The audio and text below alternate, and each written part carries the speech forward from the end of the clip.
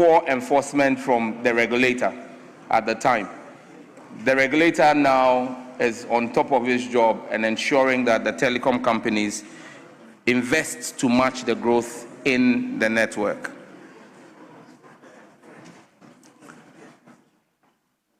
Yes, any further supplementary question? Thank you, Right Honourable Speaker.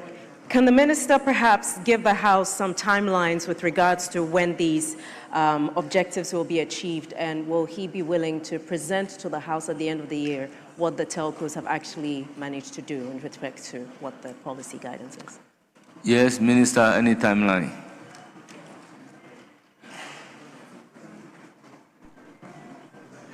Right Honourable Speaker, the 800 sites that MTN is working on, a number of them have already started. The site acquisitions have been done. A number of them have actually come up, and the regulator is working with them. The timelines that we've given ourselves at the ministry and the regulator with the network operators is by end of year.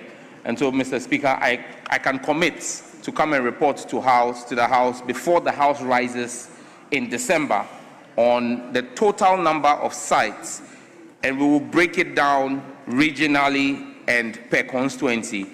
The 800 sites that MTN is supposed to build will report to the House. But, Mr. Speaker, may I seek your guidance on a matter related to the questions? I received notice from Parliament in March to respond to some questions, and you remember I came here that day to answer the questions. Unfortunately, that's the day that the minority leader gave his famous proverb, and we couldn't answer the questions. I was scheduled to answer them yet last week. I was on official assignment. The majority leader made it known to the House that I was on official assignment. But, Mr. Speaker, my colleagues on the other side who asked the question took to the media and said that I had reneged on my responsibility as minister and ran away. Today, I have come to answer the questions. They have withdrawn the questions. Honorable Matiyundam is sitting in the chamber. He asked the question. Honorable member, Kabiru Tia went on social media. Please, on today's order paper, 2 questions are slated for you. The previous ones would accordingly be programmed for you to come and answer. Mr. Speaker, the reason I'm asking this is because you need my guidance. That's why I'm saying that for today, 2 questions are programmed for you to come and answer, and that is the limit. The directive was to the effect that the questions that you were not available, we knew you travel outside the country to answer. We directed the clerk at table to reprogram the question for you to come and answer. Do you have any supplementary? Mr. Speaker, I am just for avoidance of that is my guidance. I'm just wanting to understand that are the questions withdrawn or rescheduled? Rescheduled. Questions are rescheduled. Mr. Speaker, that's not the indication that has come to me. The indication that has come to me from the table office is that they've been withdrawn. Well, that information has not gotten to me. Any other supplementary question?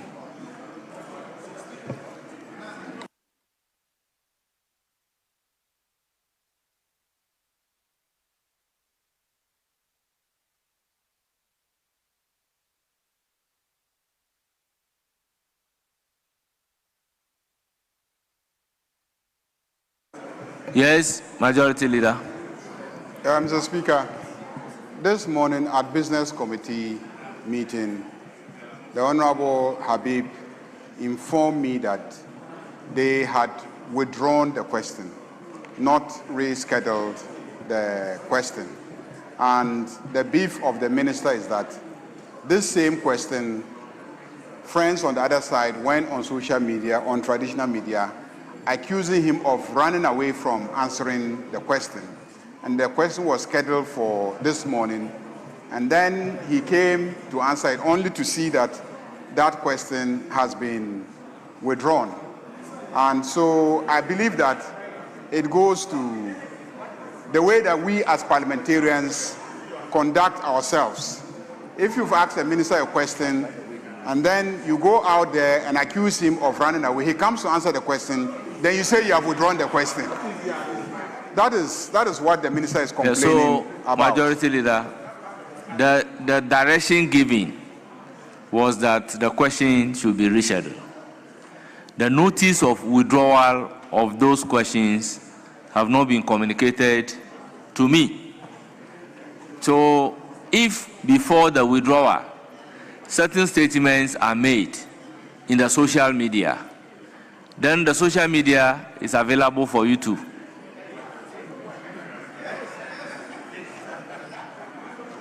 Do you have any more supplementary question?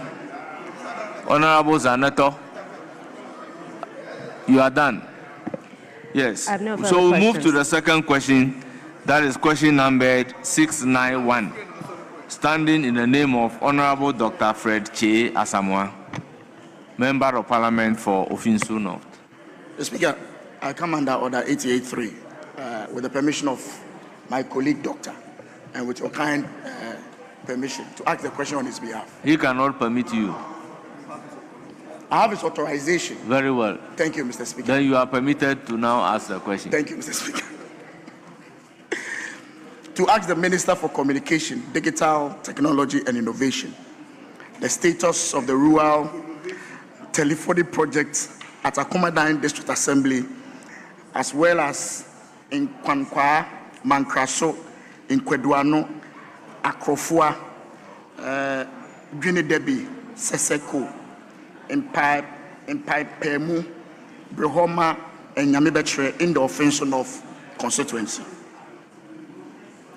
Yes, Honorable Minister. Mr. Speaker, stated below are the status of the rural telephony programs or projects of the communities mentioned in the Akumadan district.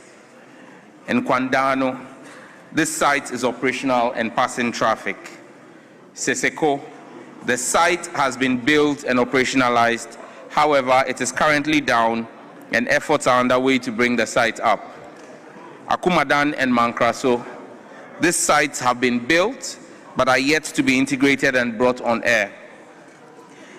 In Kwankwa, Gwinidebi, Brehoma, Akrofua, Nyamibetre, and Pemu, these communities have not yet been captured under the program. A drive test exercise will be arranged to capture these communities, and the data gathered will be used for simulation and subsequent planning and deployment for communities to pass the simulation. GIFEC, under the ministry, is working with the contractor and the subcontractor to ensure that all the sites are completed before the end of 2026. I thank you, Mr. Speaker. Any supplementary question?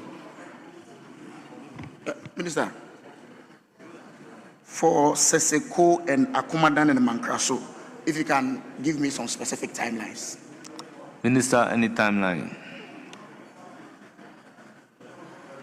Mr. Speaker, in my earlier response, I had stated that we had up to the end of 2026. GIFEC had committed that by end of 2026, we'll complete all the RTP sites. We indicated that not all the communities are under the current RTP project. We indicated that Nkwadano, Seseko, and Akumadan and Mankraso, those four are part of the RTP project that is being executed. And all projects under the RTP will be completed by end of 2026. For Nkwankwa, Gwinidebi, Brehoma, Akrofua, Nyamibetre, and Pemu, we now need to do a drive test to simulate. So that I have no timelines on. Thank you. Yes, any further questions?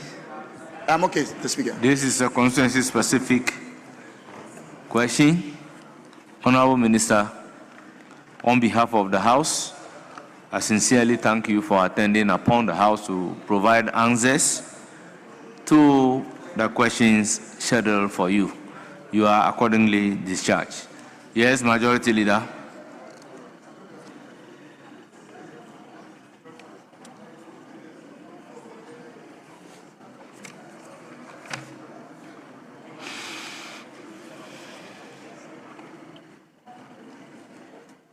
Mr. Speaker, I think we will just lay some papers and then we'll do a statement. So, with the indulgence of my honorable colleague who has a statement that he wants to make, if you would grant us leave, Mr. Speaker, we have just 3 audit statements to be laid by the Minister for Local Government, Chieftaincy and Religious Affairs, 10A. And then also 10B and C are not ready. So we'll just take 10A with your indulgence, Mr. Speaker, so that we can go to commencement of business, lay the reports, and then come back and take the statement. Yes, Minority Leader. Mr. Speaker, the Majority Leader's request is not complete, even though we don't have any problem. But who is going to do it? He did not give that indication. But we don't have any problem with us doing this business. But who is going to do that? Because I can't see the minister responsible for local government in the chamber. So why are you jumping the gun? Wait, if you get there, you will see whether he will make the relevant applications or not. Mr. Speaker, he will come to plead now with the us application to is to somebody. vary the order of business. Mr. Speaker, we don't have any problem. Very well. At commencement of public business, presentation of papers. Yes, Majority Leader. Mr. Speaker, indeed, it is the case that the Minister for Local Government, Chieftaincy and Religious Affairs is not readily available to lay these papers. So I will crave your indulgence for the Minister for Communication, Digital Technology and Innovations, with your indulgence, to lay the report on behalf of the papers on behalf of the Minister for Local Government. Yes, Minority Leader. Mr. Speaker, I was thinking that the Majority Leader will bring his award-winning ministers to do this business on his behalf. Why Sami didn't get an award and you rather want him to do that? But Mr. Speaker, we don't have any problem. But next time, bring your award-winning ministers to do this business on your behalf. Yes, Majority Leader. Mr. Speaker, looks like Honorable Idris Habib Alhaji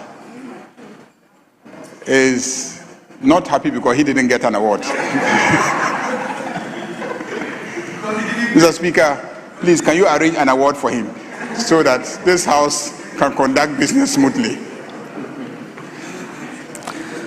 Very well. Yes, Honorable Minister. Item numbered 10A(I).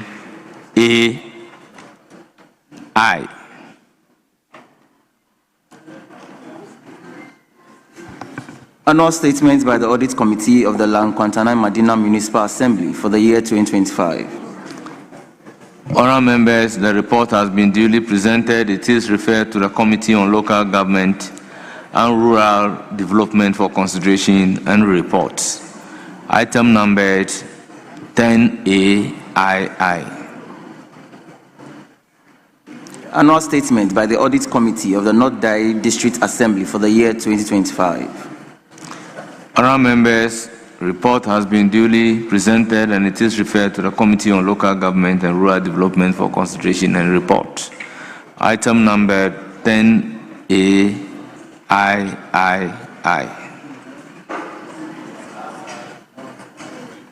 Annual statement by the Audit Committee of the Asunafo North Municipal Assembly for the year 2025. Honourable members, item duly presented and it is referred to the Committee on Local Government and Rural Development for consideration and report.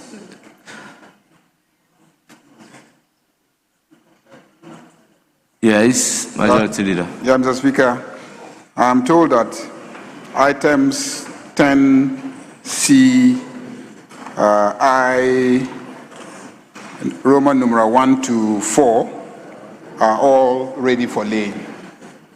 Given that we've been urging the committees to present their reports, when they bring it, I think that we should hasten to lay them.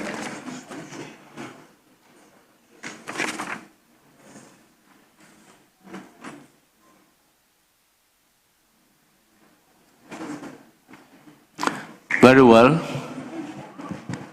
Item numbered 10C, Chairman of the Committee. Can we lay all together?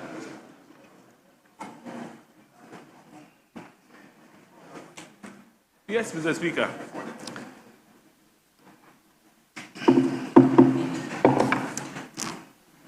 Report of the Committee on Defense and Interior on the annual statements by the Audit Committee of the Ghana National Fire Service for the year 2024. Report of the Committee on Defense and Interior on the annual statements by the Audit Committee of the Ghana Prison Service for the year 2024. Report of the Committee on Defense and Interior on the annual statements by the Audit Committee of the Gaming Commission for the year 2024. Report of the Committee on Defense and Interior on the Audit Committee report of the Ministry of the Interior for the year 2024. Honorable members, the reports numbered item 10C, 1 to 4, have all been duly presented and they are for distribution to honorable members. Yes, Majority Leader. Mr. Speaker, we can come back to statements. Very well. Honourable members, by the agreement to defer the conclusion on item 9A, we then move to item 9B, standing in the name of Honourable Alexander Kwamina Apanyo Makin, Osahin, Member of Parliament for Ofutu. You have the floor.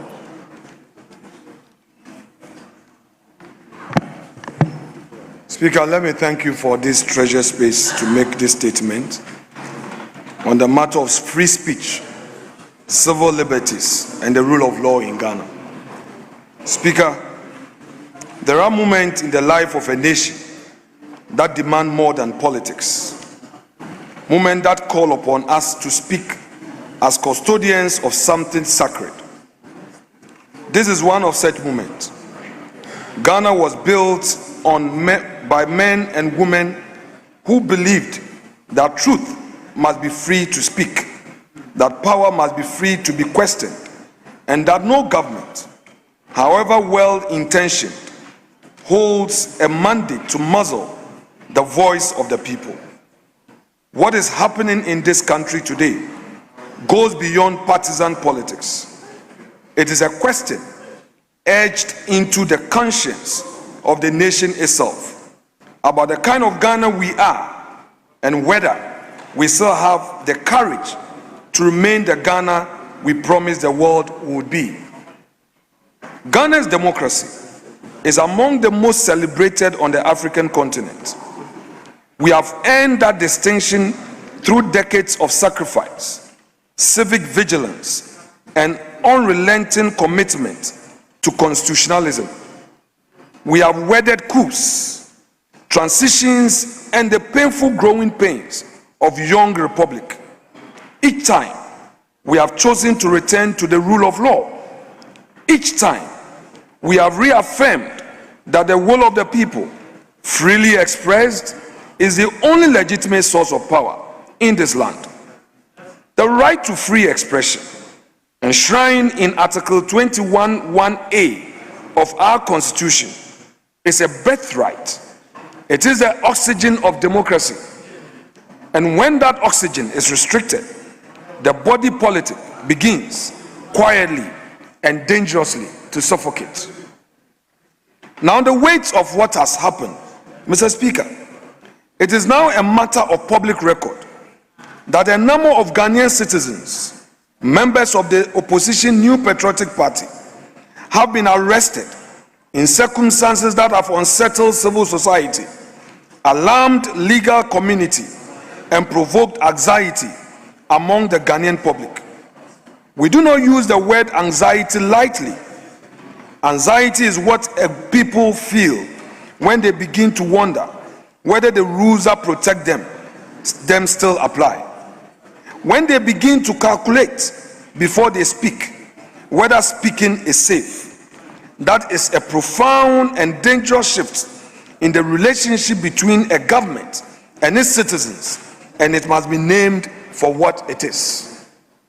Mr. Speaker, let us be very honest about what free speech actually means in practice.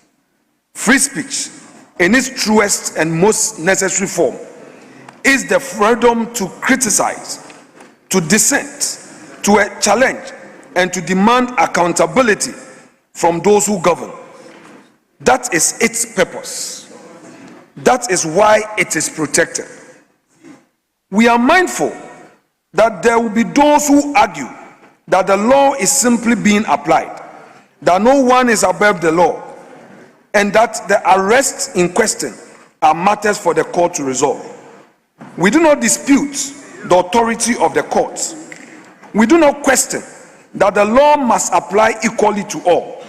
But we also know, as students of history and as people who have lived in this country through its many seasons, that the law can be technically applied and fundamentally abused at the same time. Now, let me deal with what is at stake. Mr. Speaker, some may wonder why this House should concern itself so deeply with the arrest of a number of individuals. The answer is that we are here for the principle, because the principle, once compromised, does not stop at a handful of arrests. It proliferates. History on this continent has shown us with painful clarity how the erosion of free speech begins. It rarely begins with the silencing of everyone. It begins with the silencing of some and the silence of everyone else in response. It begins, Mr. Speaker, in moments precisely like this one. Mr. Speaker, Ghana has built its reputation painstakingly. We are looked upon across Africa as a model, a proof of concept that democracy can take roots and flourish on this continent. Other nations have drawn encouragement from our example. International partners have invested in us precisely because we have consistently demonstrated that our institutions are stronger than any individual administration. We must not, in a moment of political temperature, squander what generations labored to build. History has taught us at great cost that the suppression of political speech has never served this nation well. Government that stifle dissent do not strengthen themselves, but rather hollow out the very institutions upon which their own legitimacy depends. A democracy that is healthy enough to tolerate criticism is a democracy strong enough to endure. And a government confident enough in its own mandates has no need to fear the voices of those who disagree with it. I call to the other side of this House. Mr. Speaker, we the minority hereby appeal without reservation to our friends across the aisle and to every member of this House. Let us be consistent. The standard we apply today to the treatment of the opposition must be the same standard we will demand were the roles reversed. This is not a matter of political courtesy. It is a matter of institutional survival. The norms we establish in this chamber today will outlast every one of us. They will govern how power is exercised and how rights are protected long after this parliament has dissolved and a new one convened. We are not only making decisions for today, we are writing the rules for tomorrow. Ghana's democracy belongs to all of us. It is not the inheritance of any single administration. We are all its custodians, and we will all answer to history for how we chose to steward it in moments exactly like this very one. Our demands as minority, Mr. Speaker, we contend that Ghana has come too far. We have paid too high a price for the freedoms we enjoy to allow them to be quietly diminished in moments of political convenience. Let this house today be the guarantor of those freedoms. Let our deliberations send a message to every Ghanaian in every corner of this country that their voices matter, that their rights are sacred, and that this parliament stands ready, willing, and resolute in its defense of both. Let Ghana continue to be that nation. Let this house, regardless of political persuasion, stand as one voice in defense of the liberties that generations of Ghanaians have fought and in some cases given their lives to preserve. Thank you so much, Mr. Speaker, and thank you, colleagues, for your kind audience.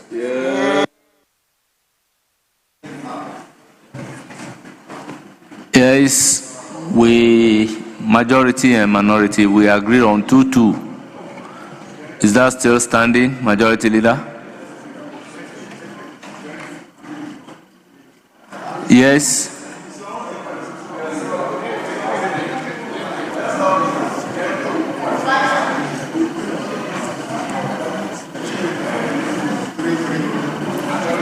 Yes. 5-5. I think. 4 and then 1 on leadership. So if 5-5, how many statements can we take today? Leadership. Honorable Patricia Piaget, if it is 5-5, how many statements can we take today? 2. We are taking 2 statements. Yes. So 5-5. It's fine. Yes, 5-5 is 25-25. Oh, just it's 50. No, I don't think so. 4 plus 1. The leadership. Pardon? 5-5.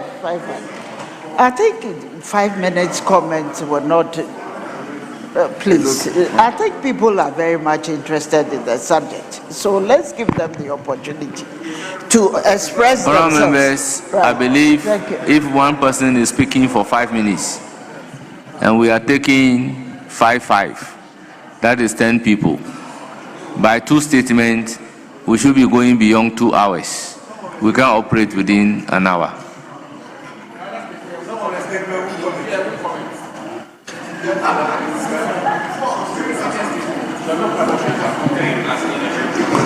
So 3 plus leadership? Yes, we don't have any objection. Very well. Honorable Sam George, you have the floor. You are speaking for 5 minutes. Thank you very much, Right Honorable Speaker, and I want to thank the minority leader for timekeeper the statement that he has made. In fact, just this past weekend, myself and the minority leader were at the Ghana Journalists Association World Press Freedom Day. Mr. Speaker, it's important that we put in perspective where we sit as a country.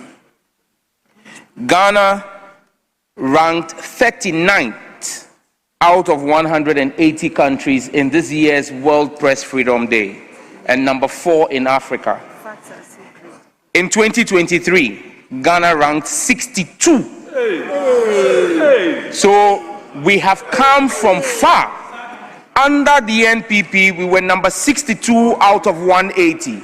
Today, under President Mahama, we are number 39. That is progress. And Mr. Speaker, to even put this in perspective, the United States is number 64 in the world. So Ghana is doing way better, 25 places ahead of the United States. So when it comes to press freedoms, Ghana is a shining example under President John Dramani Mahama.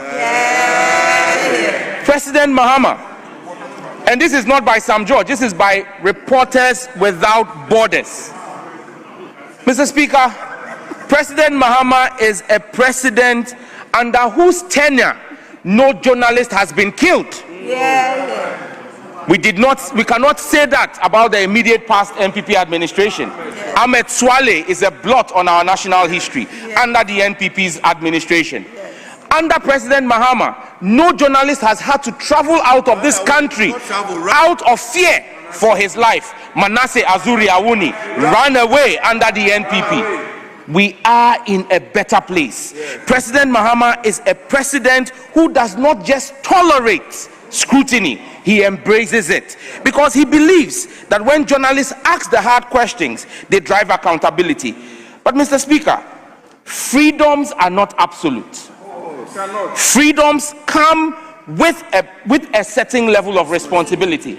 And Mr. Speaker, under this administration, our colleague Dominic Ayine has not taken any journalist to court. But under the NPP, the Attorney General dragged Ohini Boama Benny to court and got him jailed by the courts. That is the record of the NPP.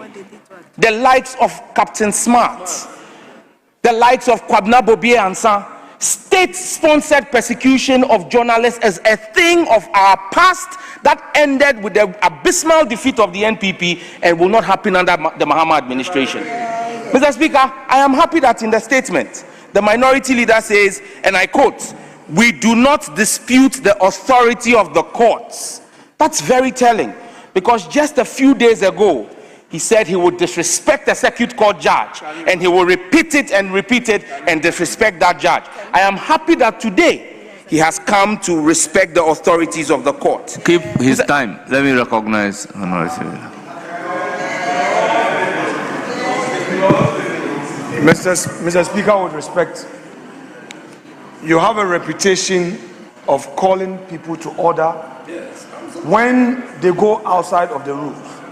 Mr. Speaker, with respect, the colleague is misquoting me for his own convenience. I would want to urge upon you to direct him to withdraw that aspect of the submission. Mr. Speaker, if he wants to refer to a statement I've made, he should read it in full. What he has said is not what I've said. That is my submission to you. Yes, Honorable Minister, take note, do the needful. Right Honorable Chair, I paraphrased the comments of the minority leader, and he said, please just do the needful because of the time. Which is to withdraw what he said. That was not what he said.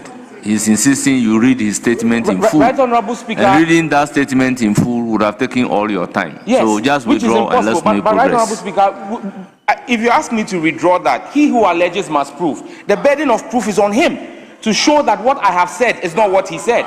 Honourable members, let's make progress. The statement that the majority leader is offended is ordered to be expunged from the record. Let's make progress. Mr. Speaker, again from his statement, he says we are writing the rules for tomorrow. Today's rules were written yesterday. And so let us be clear that everyone has a responsibility. We would respect the rule of law. We would ensure that the rights of citizens are protected under the Mahama administration, but citizens have a responsibility. Mr. Speaker, there can be no explanation of saying that you wish to see the president of the land and his wife killed and said, in fact, the word used was executed, and you tell me that that is freedom of speech. Mr. Speaker, that cannot be freedom of speech. And so our demand to the minority, Mr. Speaker, is for them to be circumspect in their choice of words, to call for the execution of the first gentleman of the land and his wife. Mr. Speaker, that is a threat to the president. Honourable member, your time is up. Your time is up. Yes, Honourable Abu Jinapo. Mr. Speaker, thank you very much for the opportunity to contribute to this very important and timely statement made by the distinguished minority leader, the Honorable Osahin Afenyo-Markin. Mr. Speaker, let me just say very clearly and strongly that when you listen to the statement read by the minority leader, Mr. Speaker, the minority leader sought to rise above partisanship and put before this House a matter of national concern which, Mr. Speaker, I will say has been an issue government after government have been seeking to deal with, the issue of press freedom and freedom of speech. Mr. Speaker, again, our friend and brother, the Honorable Minister for Communication, in his classic fashion, chose to travel on the path of partisanship.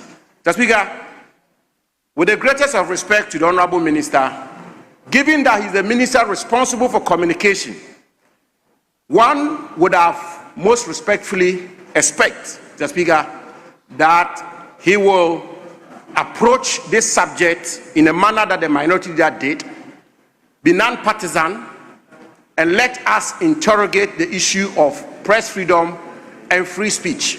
Mr. Speaker, the examples he gave under President Akufo-Addo are examples that all of us have to continue to interrogate. And the issues that the minority leader raised on this floor, which were not too long ago on the 6th of this month, 2026, reported by reputable international media organization Al Jazeera, is a matter that we will continue to deal with. Mr. Speaker, as minister, he will realize that in 2001, President Kufuor took such a bold step by repealing the criminal libel law. Mr. Speaker, he will also realize that under President Mills made several attempts to broaden the spectrum of free speech and press freedom. And he will realize again that under Mahama I, there was further attempt to broaden free speech, and Akufo-Addo did his bit. President Mahama is doing his bit. Mr. Speaker, it is not everything that we have to reduce to partisanship, and I think it's important that I put that on record. Having said this, Mr. Speaker, I want to say that there's a classic distinction between press freedom and freedom of speech. Mr. Speaker, you may have a situation where the press is free. The press is free to do their work. That is press freedom. Mr. Speaker, there is a distinction, there's a gulf. It's like day and night between press freedom and freedom of speech. And what the minority leader sought to deal with was freedom of speech. Unfortunately, what our Honorable Minister for Communication went, the tangent he went was press freedom. These are two different things. Mr. Speaker, and freedom of speech is so fundamental. Freedom of speech is so fundamental. Mr. Speaker, I'll give an example where sometime in 2010, President Obama, an American citizen, broadcasted publicly that he was going to ban a holy book, one of the holy books of the major religion in our world, as a sign or a demonstration of freedom of speech. And the consequences would have been catastrophic for American foreign policy and American interests. The president did not have him arrested. The president actually invited him, coaxed him, and persuaded him, Mr. Speaker, not to go on that path of freedom of speech. Mr. Speaker, it's also important for me to make this point. Mr. Speaker, when people infringe on freedom of speech, when they abuse freedom of speech, Mr. Speaker, in many cases, the redress is not to arrest them and take them to the criminal justice system. The redress is when your reputation is injured, and when you feel your reputation is injured, even if you are the president, your redress is to take the civil path of defamation. So, Speaker, I want to conclude by referencing a portion of the statement by the minority, and I quote him. He says, "Ghana's democracy belongs to all of us. It is not the inheritance of any single administration. We are all its custodians, and we will all answer to history for how we choose to steward it in moments exactly like this." And I quote, the Speaker, when you're on this side, the right-hand side of the Speaker, sometimes these kinds of abuses are accepted. But when you're on this side... Honorable Member, your time is up. Yes, Honorable John Jinapo. Mr. Speaker, let me thank the minority leader for bringing this issue to the fore, because it gives us the opportunity, first of all, to set the record straight. Mr. Speaker, let me put on record and let me succinctly, without equivocation, without a shred of evidence, that under President Mohammed's administration, there is no threat to freedom of speech, there is no threat to press freedom, and that if you communicate within the ambit of the Constitution, you would have no problem with the Republic, you have no problem with the state agencies. Mr. Speaker, I just want to quote one statement. This is Ghana Web. Mr. Speaker, young woman arrested for threatening President Mahama. Mr. Speaker, when you threaten the president, even in the most advanced country, even in the most democratic country, it's incumbent on the security agencies to invite you, pick you up, or act in accordance with law. And that is exactly what has been happening. Mr. Speaker, I recall, Honorable E.T. Mensah, a member of parliament,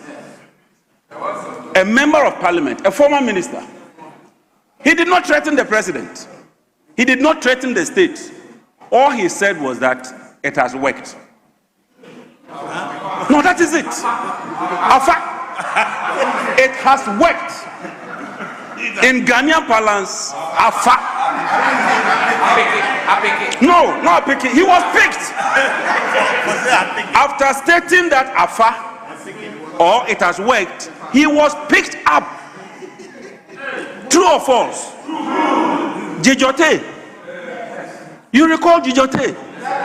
She was arrested under President Kufuor. You recall Kwaku Anyido? That day when I went to the police headquarters, I was beaten mercilessly. I had to run away.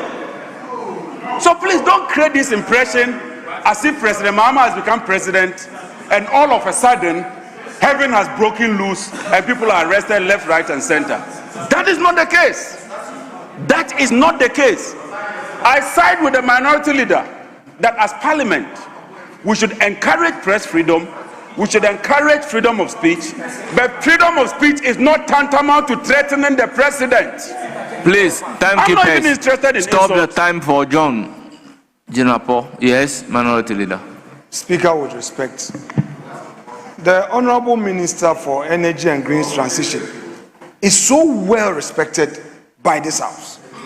Mr. Speaker, for him to go on public record to say that he was beaten mercilessly. Mr. Speaker, no, Mr. Speaker, Mr. Speaker, Mr. Speaker, Mr. Speaker, Mr. Speaker.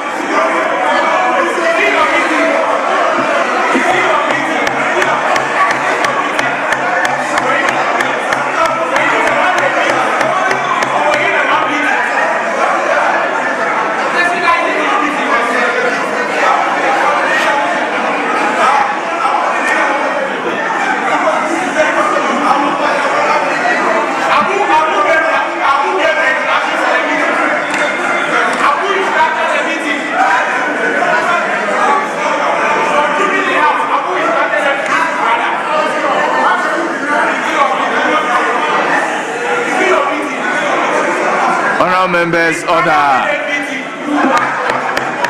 Honourable members, order.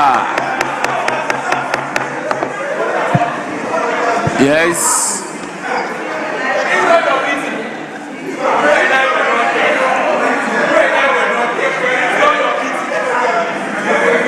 Yes, minority leader.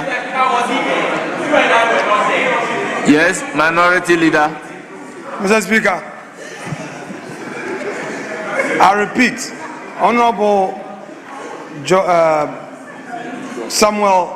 Honorable John Jinapo.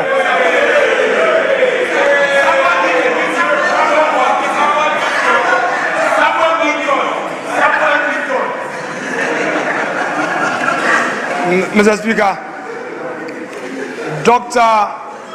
John Jinapo. Mr. Speaker, is a respected member of this House. Mr. Speaker, for him to go on public record to say that, Mr. Speaker, he was mercilessly beaten without, Mr. Speaker, Mr. Speaker, without giving details, Mr. Speaker, without giving such details, Mr. Speaker, now, question. If he was beaten mercilessly, Mr. Speaker, this is a public record, and he's a Minister of State. We've all been in this chamber. And, Mr. Speaker, I was in this house. He came to meet me. In this house, Mr. Speaker, we never had this matter in this house. Mr. Speaker, two, Mr. Speaker, that the Honorable Samuel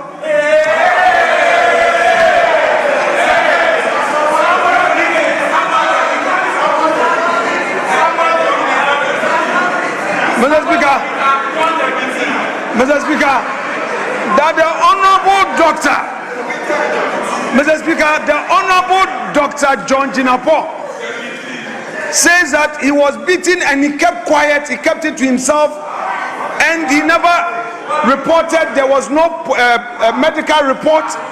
The matter never came to this floor, even as a member of parliament. And Mr. Speaker, today,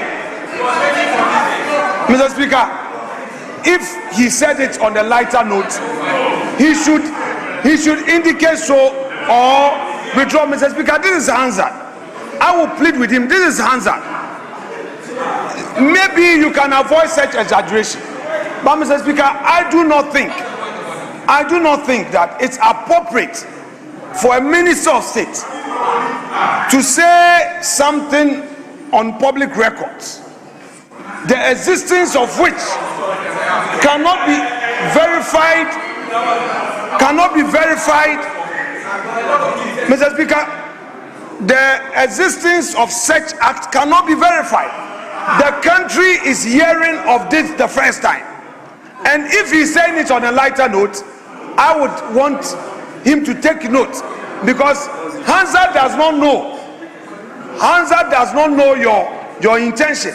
Hansard would only record the words. So, Honorable Dr. John Jinapo, I beg of you, I cannot direct you to withdraw, but I beg of you to do the needful. Honorable Jinapo, you have the floor. Mr. Speaker, this is a very serious matter. And Honorable Afanyamakin, I also respect you a lot. If you look at Wednesday, 28 March 2018, former President Mahama has condemned the police for what he described as their high-handedness response to innocent Ghanaians who massed up at the police headquarters on Tuesday night in solidarity with arrested NDC General Secretary Kwaku Anyedeho. And Honorable Afanyamakin, let me tell you the truth. I was beaten. I'm not kidding. No, I'm not kidding. Look, I went there that evening to show solidarity, because then, at that time, President Mahama had gone to the CID headquarters to observe what was happening. And when we messed up, I recall this COP Kwesifore was his name. Yes, he came with the men. They started pouring hot water, that water with a chemical. They started pouring, and they started beating us. I'm being frank with you. I had to run away that day. This is on record. So when I stand here to make this statement, that we're beaten, it is true. We were beaten. Stop the time for John Jinapo. Please stop the time. Honorable members, let's have some order. Let there be order. Honorable members, let's have some order. Samuel Jinapo, please resume your seat. Please resume your seats. Honorable members, order. You now have the floor. Honorable Jinapo. Mr. Speaker, John Jinapo, you have the floor. In concluding,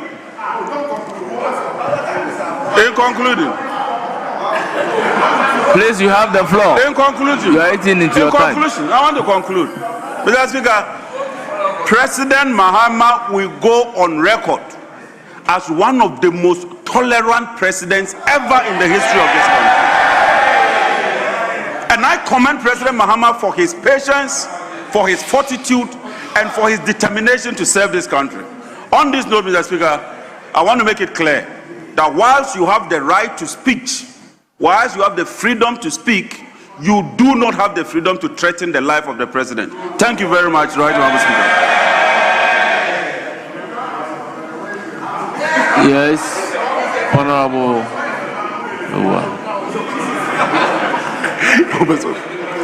Thank you very much, Mr. Speaker. And Mr. Speaker, I want to commend the venerable minority leader for such an insightful statement. Mr. Speaker, his statement highlights our reality.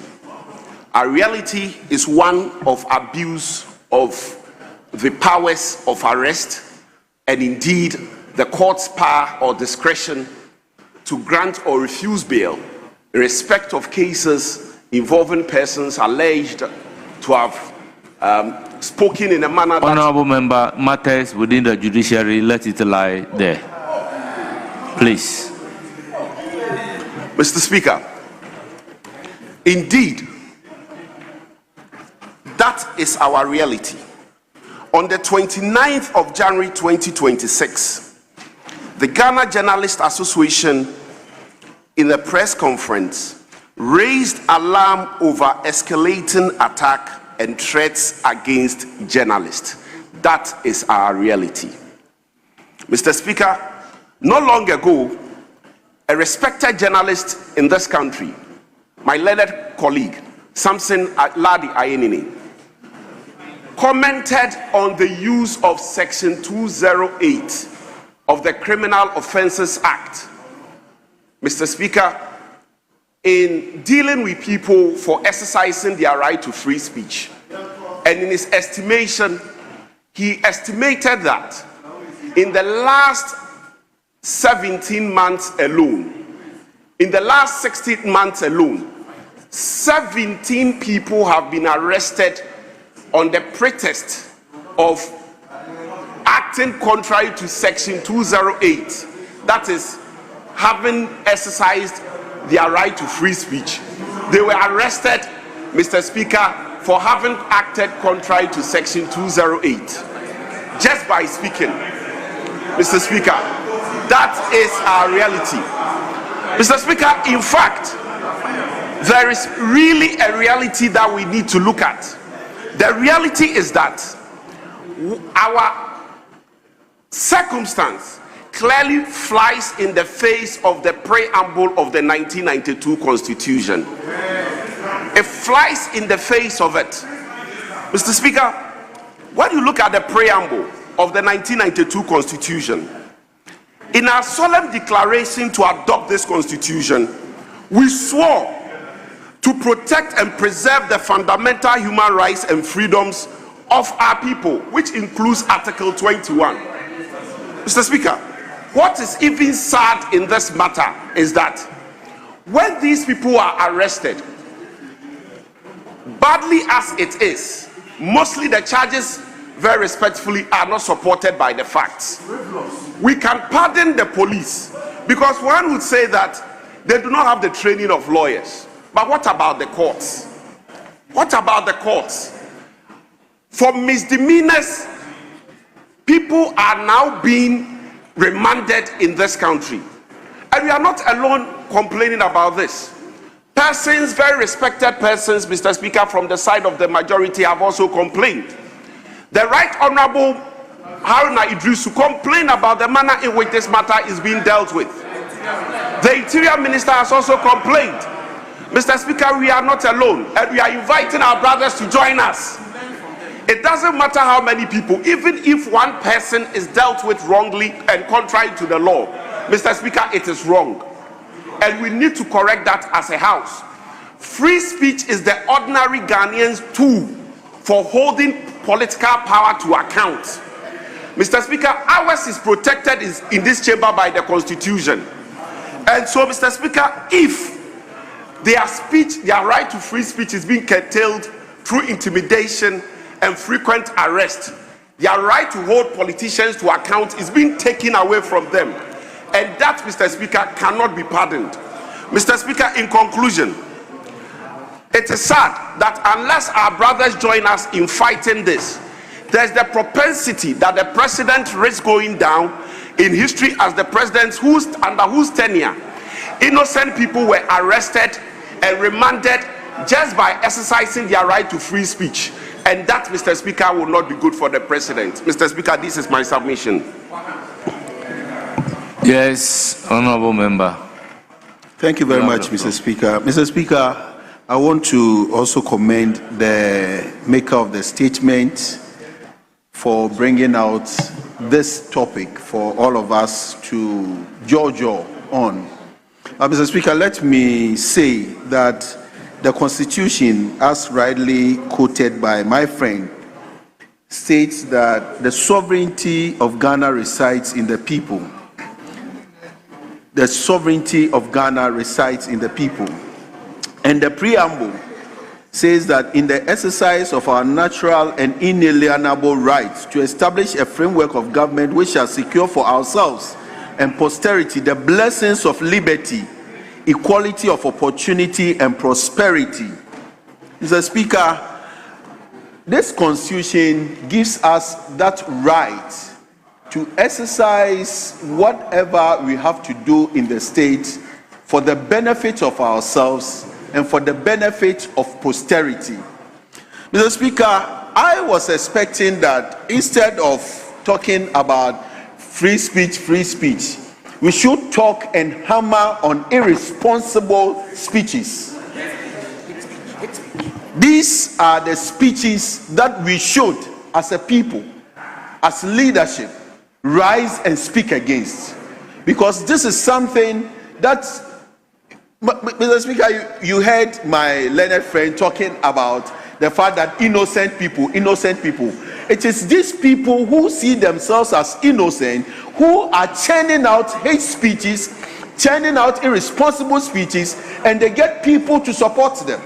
My Lord, reading the statement of the minority leader, it reminded me of the Whig historians who were willfully one-sided in coming out with their historic facts.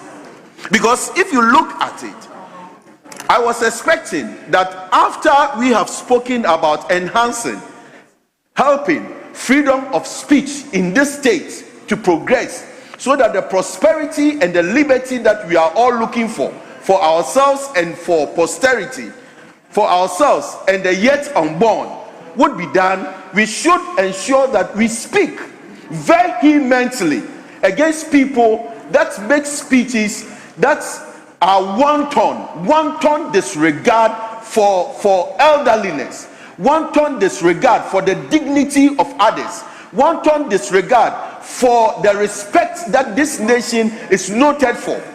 So I, Mr. Speaker, would say that when we talk about, my brother was talking about Article 21. In fact, Article 21 says that freedom of speech and expression includes freedom of press and other media.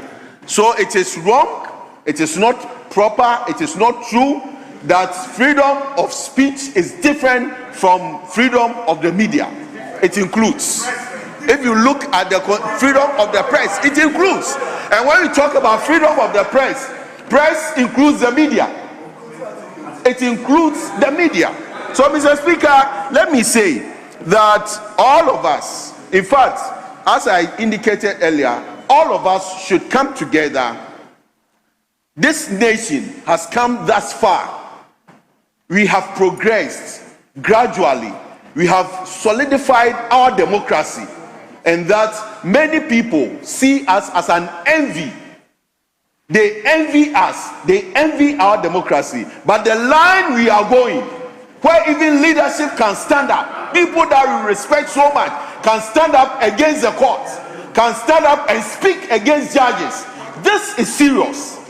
This is something that we must not condone, because the courts are the last resort that we all run to when we are in trouble. So we have to guard the courts with the sanctity that the courts have. We need to protect the courts. And Mr. Speaker, the courts are established for all of us, to protect our democracy. So even if you have an issue with the courts, there are higher courts that you can go to. So if somebody is arrested and you go haywire, speaking, talking, just saying anything against the court, against the arresters, Mr. Speaker, what do you expect ordinary people? What do you expect the people who do not know even about the law, who do not know about the courts, who do not know about this? What do you expect them to say? So let us speak against hate speeches. Let us rise against people, irresponsible speeches, and that would help our democracy to grow rather than going this tangent which is myopically, partisanly, myopically count for all of us. Thank you very much.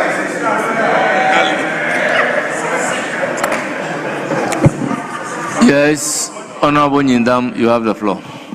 Thank you, Right Honorable Speaker, for the opportunity to also contribute to the statements ably made by the minority leader. Mr. Speaker, I believe that we all here will not be happy, if what happened to some of our colleagues directly happens to any of us. Mr. Speaker, in January 2023, 8 female students from China Senior High School in the Upper East region made some statements about former President Nana Addo Akufo-Addo. And this is what they said. Mr. Speaker, they insulted the president to the extent that they even named the president head, and went ahead to say that they want to use the president head for Pito. We all saw it in this country. Today, you cannot see it. Mr. Speaker, today, the majority side never heard it. Mr. Speaker, the school authority decided to dismiss these students, but the president, Nana Addo Akufo-Addo, intervened and told them to please find another disciplinary way not to dismiss the students because their future is important. Mr. Speaker, nobody, I am not endorsing irresponsible speeches. I am not endorsing it. And I will never endorse it. Today, my colleague Sam George mentioned a statement made by somebody and said that person is calling for the death of the president. It's an irresponsible speech. I will not endorse it. But Mr. Speaker, so must we arrest such a person and put the person in detention to the extent that we call a bail condition that that person cannot provide? Is that what we are calling for this country? Those speeches that those children made, these SS students, they were even fed by the government by then. They were never arrested. That is the difference. That is the, Mr. Speaker, today, depending on where you are, depending on where you sit, you will never see anything wrong. The majority will never see anything wrong. But, Mr. Speaker, I saw something wrong. Mr. Speaker, let's be careful. There are issues that we must speak with one voice. Speeches like this must receive a unanimous discussion from the House. But if we decide to politicize everything, tomorrow, Mr. Speaker, the tables will turn. The tables will turn. The tables will turn. Mr. Speaker,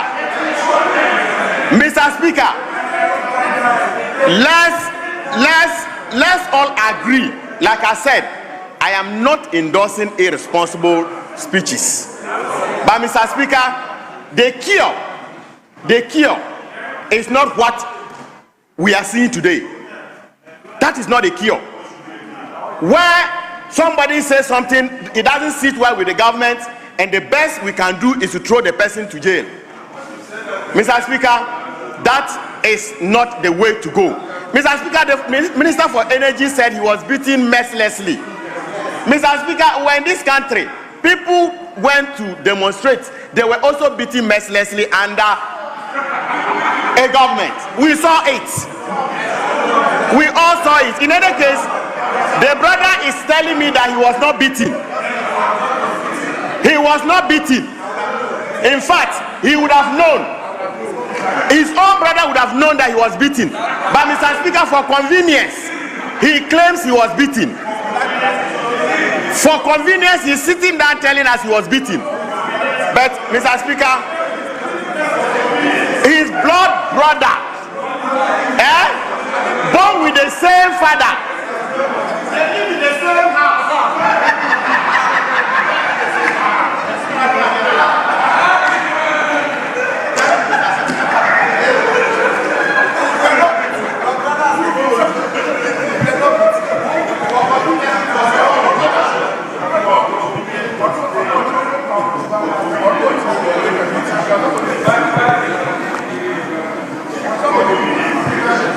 Yes, let me give the floor to the back.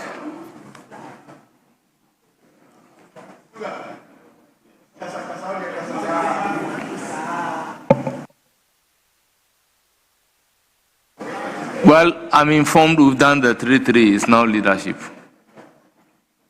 So, minority leadership.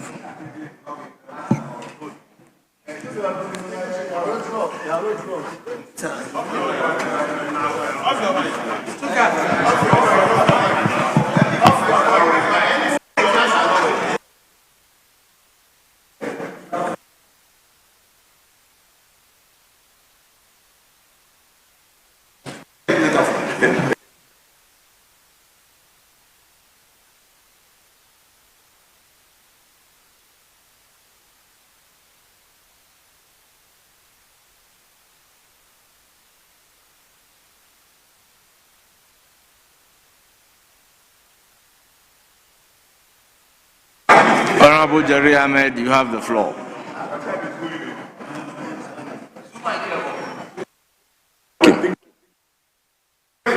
It is working now. Speaker, let me thank you very much for this opportunity, and then also commend highly the mighty minority leader, Hussein Alexander Kwame Afenyo-Markin. Speaker, I start with a quote, and with your permission. On this quote, I'm taking from Justice William Joseph Brennan Jr., as it then was. And Speaker, it goes like this. In the case of New York Times Company versus Sullivan 376 US 254 270 in 1964. Speaker, debate on public issues should be uninhibited, robust, and wide open, and that it may well include vehement, caustic, and sometimes unpleasantly sharp attacks on government and public officials. Speaker, it goes on to say that erroneous statement is inevitable in free debate, and it must be protected. If the freedoms of expression are to have the breathing space that they need to survive, unquote, that they need to survive, unquote, Speaker. Speaker, I want to look at this as a political actor, and we are all seated here as honorable members of parliament who are political actors. Speaker, my wish would have been that we could have taken this statement and debated on same or commented on same without taking the political stance that we took. Speaker, whilst I proceed, let me make a clearer distinction that there is freedom of speech and there is press freedom. And Speaker, I start with another permission from you to quote from the Constitution of the Republic of Ghana. And Speaker, let me read Article 21 with your permission. 21:1. All persons shall have the right to A, freedom of speech and expression, which shall include freedom of the press and other media. Speaker, it's obvious that press freedom is a component of freedom of speech. And Speaker, let me proceed even with a further distinction. Freedom of speech is the right of individuals to express their opinions, ideas, and information without undue government censorship or punishment. It generally applies to all people. Speaker, emphasis is on all people. Speaker, when you come to press freedom, it is the right of journalists and media organizations, emphasis, journalists and media organizations, to gather, publish, and distribute news and information without government interference, censorship, or intimidation. Speaker, these are the clear, very distinct differences between freedom of speech and then press freedom, which press freedom is a component of freedom of speech. Speaker, as I now proceed, we have been, in very recent times, been confronted with a lot, and Speaker, the list is unending, a lot of arrests just because one is dealing with an issue of what? Expression, which is freedom of expression or freedom of speech. Speaker, people get to say very basic things and they are arrested. One is Dumso is back, and then you arrest the person. And Speaker, I have the list and I'm going to share with you. Speaker, the very recent one was published by one David Esando, who hinted that Dumso is back. Speaker, this young man was arrested from Aguna Stradru and was sent to a security institution unknown to his family and friends until about 2 days later. Speaker, I have a list of Kwame Bafo alias Abronye. I have John Intim-Fojo, who is our colleague. I have Paul Adomachi. I have Daniel Adomaku. I have Muhammad Zakuo. I have Yahya Abiu. I have Fanti Comedy. Speaker, as we speak today, Fanti Comedy has been rearrested. Speaker, today, as we speak, Fanti Comedy has been rearrested. And you don't want us to talk about it because... Honourable Member, your time is up. It's now the turn of the majority. Yes, majority. Please, everybody, 5 minutes. Mr. Speaker, today we are debating or commenting on a statement that relates to a very important principle enshrined in our Constitution, the freedom of speech. Mr. Speaker, in canvassing support for their claim that freedom of speech is under threat, they cite the case of a person who was allegedly arrested because that person said Dumso is back.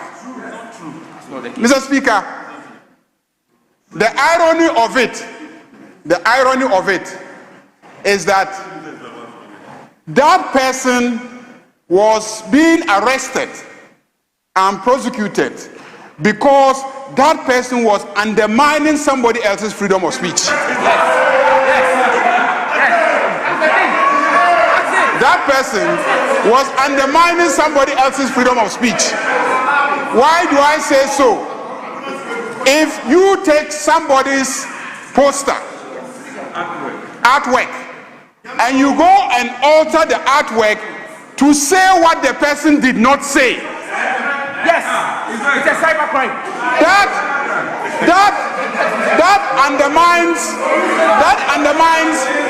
that undermines the right of that person to freely speak. So that was the crime. To misinform the public. Mr. Speaker, the issues before us border also on a second instance, which is somebody saying that the president should be killed. Somebody saying that the wife of the president. Somebody saying. Please, timekeepers, keep the time for the majority leader. Can we have some order in the house? Honorable Nuruddin, please, let's have some order in the house. Let's have some order in the house. Yes, majority leader, you have the floor. Mr. Speaker, somebody saying that a president should be killed and that his wife should be beheaded. Mr. Speaker,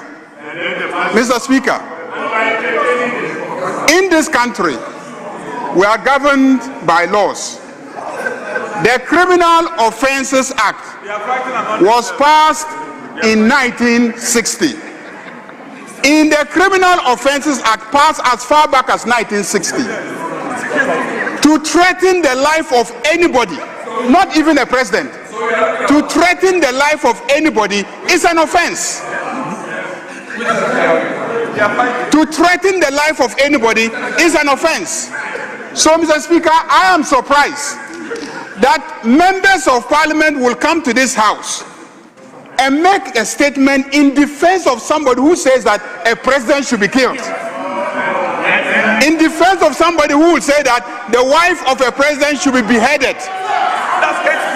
Mr. Speaker, I am so as far back as 1960, our Criminal Offences Act made it very clear that you cannot make such statements in this country. If as a house we want to debate it because we think that times have changed and therefore it is now okay for anyone to say that Afoyomaki should be killed, that his wife should be beheaded.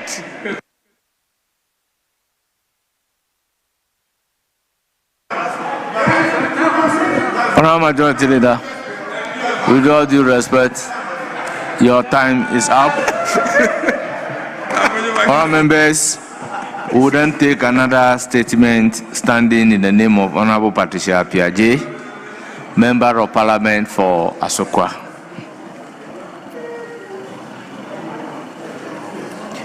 Thank you, Mr. Speaker. Mr. Speaker, I'm taking this opportunity to draw the attention of the clerk at table that my name has been rightly spelled on the statement, but wrongly spelled in the order paper. And it appears regularly, so I need to bring it to your attention. Mr. Speaker, I rise today to brief the August House about the fate of an estimated 12,000 women and girls in Ghana living with a very debilitating and humanizing condition called obstetric fistula. As representatives of the people, we can no longer ignore the challenges faced by the survivors of obstetric fistula, who are our mothers, daughters, and sisters. Mr. Speaker, let us consider what these women endure for a moment. Following prolonged obstructed labor without access to emergency delivery care, they develop a tear or an abnormal connection or a hole between the birth canal and the bladder or rectum, leaving them incontinent. As a result, they uncontrollably leak urine, feces, and sometimes both, and therefore carry along a smell. Mr. Speaker, beyond the physical pain and chronic medical complications, they face immense social stigma and isolation. Many would have lost their babies in the process, abandoned by their husbands and family, rejected by their communities, and left without any means of livelihood because of the smell. In most cases, they cannot even travel on public transport or work in public spaces.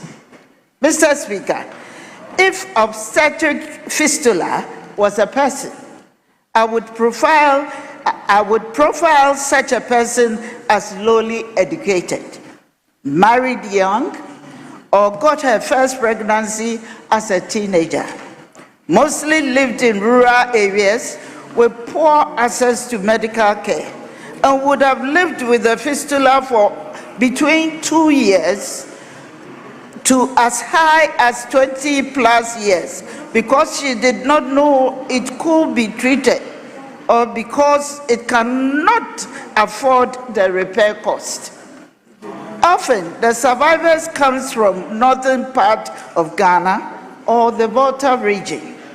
Right Honorable Mr. Speaker, it is imperative to note that obstetric fistula is not a curse or caused by witchcraft, but a problem during delivery, a medical situation that is preventable and treatable. It can largely be avoided by a situation that is preventable, that is delaying the first pregnancy until the reproductive system is matured. Cessation of harmful traditional practices such as child marriage and female genital mutilation, and timely access to obstetrics care that is close by, staffed with skilled personnel, medical equipment, and supplies. It is treatable, thereby restoring the dignity and livelihood of survivors. Mr. Speaker, a study in 2025 on the burden of obstetrics fistula in Ghana by UNFPA and the Ghana College of Physicians and Surgeons, it is estimated that roughly 2 cases occur out of every 1,000 deliveries. This translates to nearly 845 new cases each year. Yet each year, only 60 to 200 of these cases receive the critical surgical repair they deserve.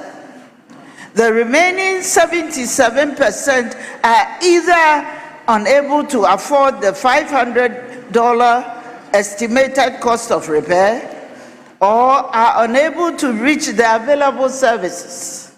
Only a few health facilities have a surgical team with skills in fistula repairs.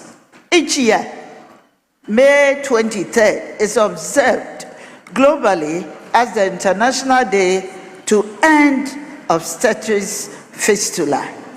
In 2003, the United Nations Population Fund, UNFPA, and partners launched the global campaign on this day to end obstetrics fistula by 2030.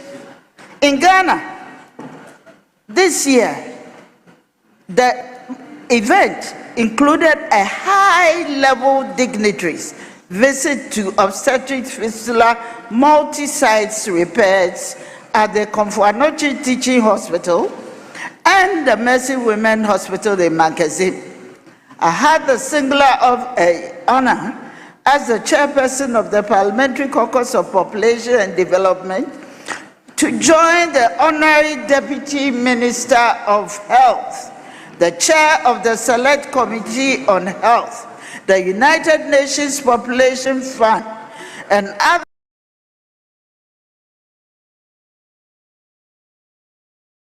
partners to visit Komfo Teaching Hospital to observe fistula repairs firsthand and to empathize with fistula clients as well as interact with surgical and hospital management teams about the condition and what can be done to accelerate efforts to end fistula in Ghana.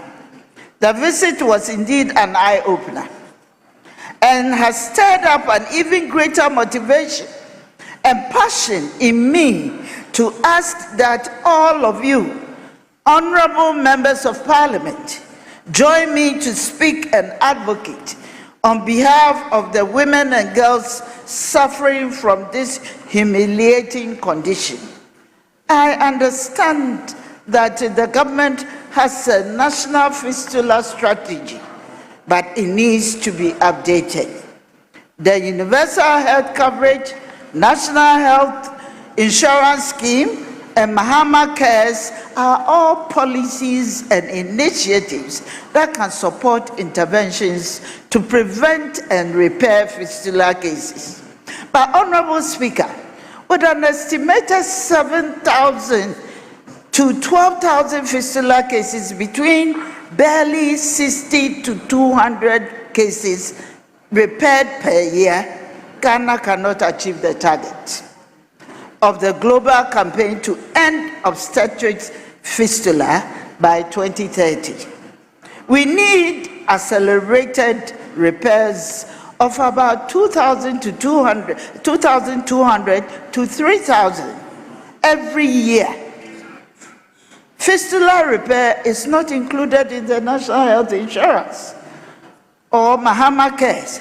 Hence, the survivor who has no job because of the smell still needs to pay that approximately about 5,000 to receive repair services. As representatives of our various constituencies, what can we do as members to end this preventable suffering? First and foremost, we must strengthen legislation and policy framework and prioritize maternal health care, particularly emergency obstetrics care in undeserved areas. For instance, we can make a policy that makes totally free health care for maternity and delivery care, and more importantly, include free care for conditions that arise out of pregnancy, maternity, and delivery care, such as fistula. Currently, the National Health Insurance does not cover this kind of condition. Hence, the need for a fistula survivor to look for the approximately 5,000 cedis. But with no work, a fistula survivor is left to charity services for her care and not protected by our national care package. We urge the government to include fistula as free of cost in its service package, including the Mahama Care Initiative. The community health actions under universal health care must also include searching for fistula survivors so that they are picked up early and repaired and not left to live long without care, as some of the cases testified at CAT. Secondly, we extend our request to the Ministry of Health and Ghana Health Services to increase capacity for repairs of fistula from the 200 cases per year to over 2,000 by having more sites located in prevalent zones with the capacity to repair. Hospitals need performance targets on the number of fistula repairs they need to make in a year. If we are to achieve the 2030 target in terms of accountability, the Ministry of Health and Ghana Health Services should provide annual updates on cases repaired compared to targets. Finally, we must use our platforms and influence to mobilize our communities to raise awareness about obstetrics fistula, combat stigma, increase the number of repairs, and advocate for the dignity and rights of affected women. In working with traditional and religious leaders, we must proactively mobilize against teenage pregnancy and child marriage, and more importantly, support timely seeking care for the pregnant women to avoid delayed care that may lead to delivery complications. In conclusion, Mr. Speaker, a fistula is a problem we can address. Let us pledge to work together to create a future where no woman suffers his preventable condition, where every expectant mother can receive the care she deserves, and where those who have already been affected find healing, support, and respect.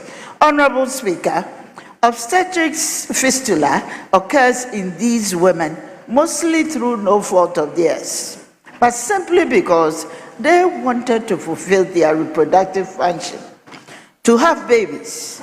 Sadly, despite their good intentions to contribute to humanity, we stigmatize and reject them. Perhaps we should support and celebrate them as heroes for life. Parliament, I wish to commend UNFPA and its partners for their work on fistula.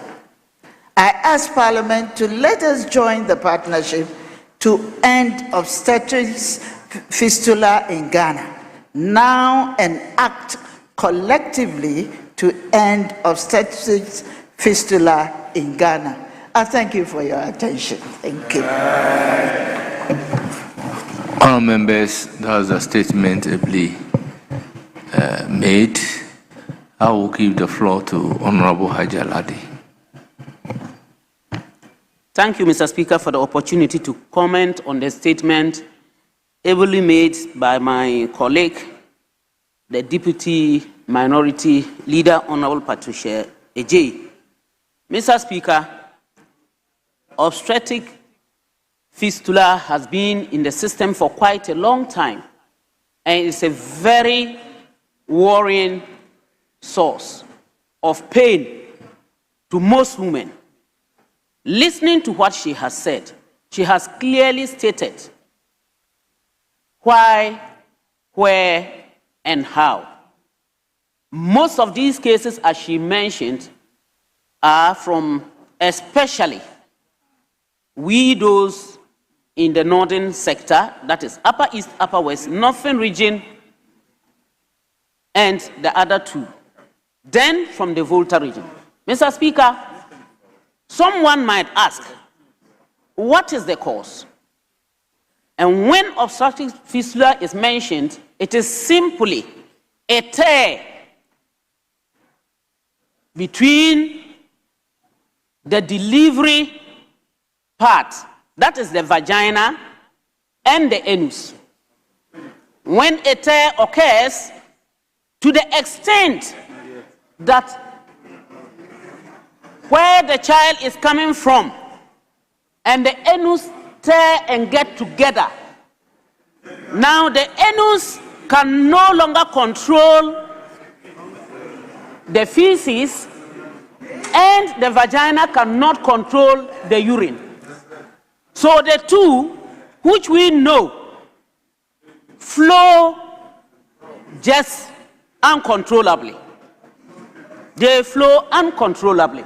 And Mr. Speaker, you can imagine,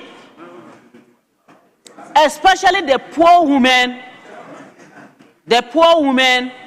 who have no idea, many a times, there are times, maybe, when it also happens when we have female genital mutilation. We have learned that during the cutting, sometimes the women who practice this incidentally cut wrongly, and we have this problem. During childbirth, when this happens, most of the women, because of lack of education, they do not know how to seek for health care, and they also do not have the funds, even if it is mentioned to them. And so some of them find it difficult to even come out of their shells and talk about it. And once they don't have money, and as she has mentioned, there are just but a few centers. And the very first one is what she mentioned to be at Mankasim, the Mercy Hospital at Mankasim. Now imagine a woman having to travel from the Upper East, most probably to Tamale, to Kumasi, to Accra, or to Mankasim. The lorry fare alone, the transportation, stops that woman, not to talk about payment for the treatment. What I will suggest today is that, in the first place, education should continue, especially with the nurses and doctors who visit either homes, clinics, or the chiefs. This education should be given so that women will be aware. That awareness should be created. Secondly, we need government to ensure that at least there are centers in every region. There should be centers in every region where women can easily gain access to treatment. The other issue is that the Mahama Care should please kindly take interest in this particular issue. The amount to be paid is something that most women who are affected cannot afford. Mr. Speaker, I believe if we give the support with the concern of this House, it will go a long way to relieve the people.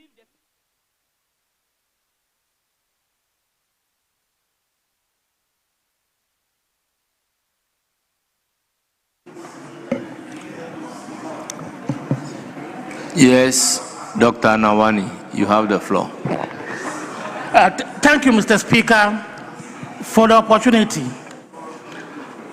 I want to thank the Honorable Madam Atigya for bringing this issue to the floor of Parliament. I think about a week or two ago, we were all in Kumasi, myself, the Deputy Minister, and Madam Atigya, to take part in the commissioning of a center at the Confidential Teaching Hospital. But let me clear this thing. I think that let us not mix up urinary incompetence and rectal incompetence with a fistula. That is, passing, not being able to hold on to urine or not being able to hold on to feces. In actual fact, she explained it during the statement, but let me repeat it. It is when the head of a baby is descending, coming down, and there's obstruction or a block. If it is at the back or posterior, that is where the rectum is. So it will erode the wall of the uterus, go and erode the wall of the rectum, and you have feces passing from the rectum into the vagina. So you have feces passing through the vagina. If it is in front, If the obstruction is in front, the erosion will take place at the front part, and on top of the uterus or in front of the uterus is the bladder. So it will erode and go erode that of the neck of the bladder, and you will have urine also passing through the vagina. And so this is a very big problem for the women. I mean, in my clinical practice, I met a lot of women who are coming with this problem. Initially, when they are coming, they come with their husbands. But later on, when the husbands realize that this feces, the urine, is passing through the vagina, they abandon them. Let's just call a spade what is a spade for you to understand. Yes. And it is not only a medical problem. It is a socio-economic problem. It is a human rights problem. And we have to deal with it. And in Ghana here, just like she has said, we have about 1,300 cases in a year. And we are only able to operate less than 200 cases a year. And so there's always a backlog of cases that we cannot operate, or we do not operate. It is estimated that between 12,000 to 15,000 women in Ghana are living with a condition. But because of stigmatization, they do not come out. Some of them even stop going to church because they smell of feces, they smell of urine, and that is keeping them out of the social interaction. And so we have a problem. Our mothers have a problem. Our sisters have a problem. Our daughters have a problem. And we need to look at the situation and get the number of operations that are done in a year increase. The limiting factor is finance. Let us all accept it, that one of the limiting factor is finance. And we need to educate our women and make sure that we put some fund together, or we get some money. Members of Parliament, I want to use this opportunity to appeal to you to look for them. They might not even look for you. They feel shy to come and tell you that this is the problem that I have. Look for them, assist them financially to carry out this operation. We are also appealing to Mahama Care and all other voluntary organizations. Some NGOs are picking up these issues to ensure that we are able to carry out operations and remove this backlog of cases that are in the system. So let us unite and help our women. Let us unite and educate our women.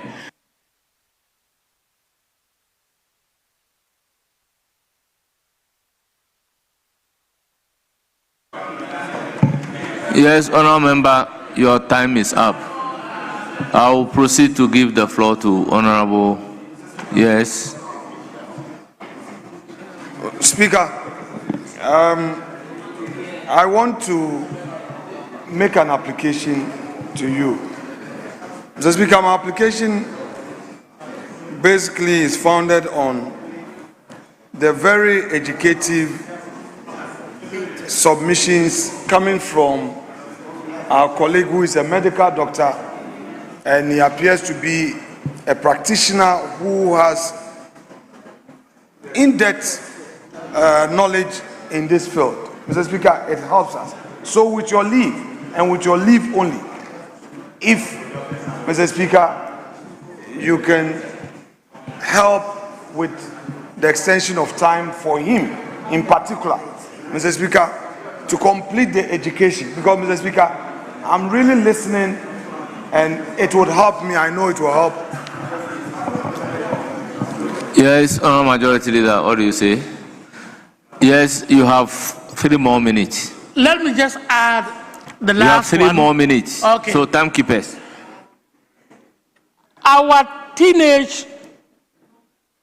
daughters, the young ones, those between 14, 15, 16, 17, 18, who anatomically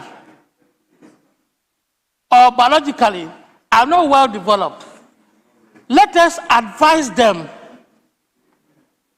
to avoid teenage pregnancy. Because even though it affects all age groups, they are the most people that are at risk. And so we should advise them, because their pelvic is not yet ready, or the size of their pelvic is not yet ready for a baby. And when that happens, then there is what? A CPD. That is, the head is bigger than the pelvis, and this can lead to obstruction, and this can lead to this condition. And you realize that proportionally, it occurs in them more than any other age group. So let us make sure that we get our teenage daughters aware of this and don't get pregnant so early. Thank you, Mr. Speaker, for the opportunity. Yes, Honorable Matthew Nyindam.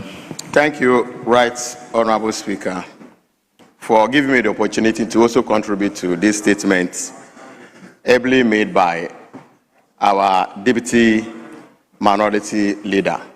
Mr. Speaker, I haven't sat down and listened to the experts and haven't gone through the statement ably put together by the Deputy Minority Leader. These are things that, Mr. Speaker, I will want to urge our medical practitioners, our medical doctors, our nurses. Mr. Speaker, some of these things are not known to our mothers and our sisters. They are not known. So we need, Mr. Speaker, to embark on education seriously. Because if you look at the statement, and having listened to my colleague here, obstruction, just like he said, and he's citing, or the statement also brought up about women or young girls that are below age and for some reason got themselves pregnant. They are more opened and more vulnerable to this particular phenomenon, because you are underage, you are not developed, but unfortunately you are forced to give birth. Unfortunately, if you get yourself into this particular situation, it is then that we begin to talk about finance, we begin to talk about money. How many of, Mr. Speaker, of these children that will get themselves pregnant at the teen age will be able to bring or afford the money that will repair such a situation? Obviously, it will be difficult. And having read the statement, you realize that most of the places that some of these things occur are areas that poverty is endemic. That is where you get these children go to look for their own daily bread, unfortunately lured by men, get themselves pregnant, and then unfortunately find it difficult to give birth. So, Mr. Speaker, my point particularly, which I want to stress forcefully, that the Ministry of Health must, as a matter of priority, give some kind of directions that this particular situation, education is given. We also look at prolonged birth, where unfortunately our roads are so bad. Those of us from the villages, village constituencies like Pandai, a woman gets pregnant in a community called Digengem, and how to get him to Pandai sometimes, Mr. Speaker, is problematic. Means of transport, sometimes too, Mr. Speaker, these children are kept, or these mothers are kept home for a very long time by traditional birth attendants, thinking that they will be able to deliver these mothers successfully. But unfortunately, when it becomes so complicated, they now want to move this mother from the village to where a medical center is available. And by the time they get there, Mr. Speaker, things are late, or things cannot be done any longer. So I would therefore urge that we should rather stress on education more, so that when awareness is created, mothers can learn, the young ones can learn, so that we don't get ourselves to a situation where we have to come and be relying on sources of funding. I know we've spoken about Mahama Care, but Mr. Speaker, I can tell you that if you ask the amount of money that is in Mahama Care now, it is highly insufficient. Highly insufficient. So I will urge that we focus more on education, so that at the end of the day, awareness is created and some of these situations can be averted. Thank you, Right Honorable Speaker, for the opportunity. Yes, Honorable Zuera, you have the floor. Mr. Speaker, thank you very much for the opportunity to contribute to the statement made by the Deputy Minority Leader, Honorable Patricia Piaget. Mr. Speaker, it's the subject matter is one that gets all of us excited and to some extent even agitated. Mr. Speaker, I learned about vascular fistula, VVF, when I was a young girl growing up in northern Nigeria. And at that time, it was so prevalent, it was scary, even watching the news in the evenings without a case of VVF being reported. Over the years, Mr. Speaker, medical science, medical and hospital infrastructure have enabled a certain reduction in the numbers and data of VVF. Mr. Speaker, the maker of the statement indicated that we are expected to eliminate VVF by the year 2030. Mr. Speaker, currently where we sit with the infrastructure of our medical health delivery, I think it's going to be a long call for us. Mr. Speaker, if you look at the demographics, it talks about young people, it talks about early marriages, it talks about uneducated women, and it talks about even women who are full-time housewives. These women clearly lack the awareness and what they have to do during such circumstances. Apart from looking at how expensive it is to treat this condition, I think we have to begin to look at what we can do to enable a reduction or a complete eradication of this condition. The condition will remain with us until we are ready to invest in health facilities in our localities. The statement put it right when the maker of the statement said that these conditions happen mainly in rural areas and in parts of northern Ghana. Mr. Speaker, we have a lot of our rural communities without healthcare centers. In my constituency of Salaga South, if someone got into labor at Sope, they will have to cross the White Volta on a canoe. It doesn't matter what time of the day, even if it's in the middle of the night, to Yeji. That's the nearest hospital where they can get professional care. Mr. Speaker, we need to begin to look at how we can improve on the infrastructure to enable our people who live outside the cities, outside the big towns, to access quality health care when they find themselves in these conditions. Mr. Speaker, in light of this, we are excited that at least currently the District Assembly Common Fund guidelines indicates that in every district, at least 2 healthcare centers must be built in a year. Mr. Speaker, if we travel with this policy, it wouldn't take a long time before we can cover a lot of areas and communities in our country. But, Mr. Speaker, let me add that it is not enough to provide the healthcare centers. We have to begin to look at what we can do to motivate professional doctors, experts, specialists, to agree to work in these places. Otherwise, for a greater number of the victims of VVF in the rural areas, they are attended to by our traditional birth attendants who don't have the skills to know when even a cesarean section can save a potential mother from VVF. All they know is push, push, continue pushing. In some instances, local concoctions are administered on the mother to enable them push the baby out. We have to begin to look at a holistic investment in the healthcare center.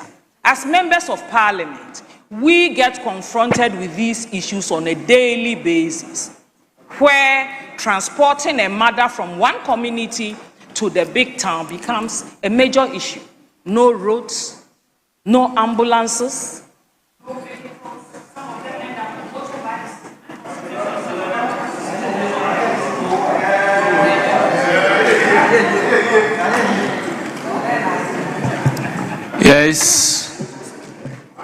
Yes, let me give you the last opportunity. Okay. Thank you very much, Right Honorable Speaker, for this opportunity.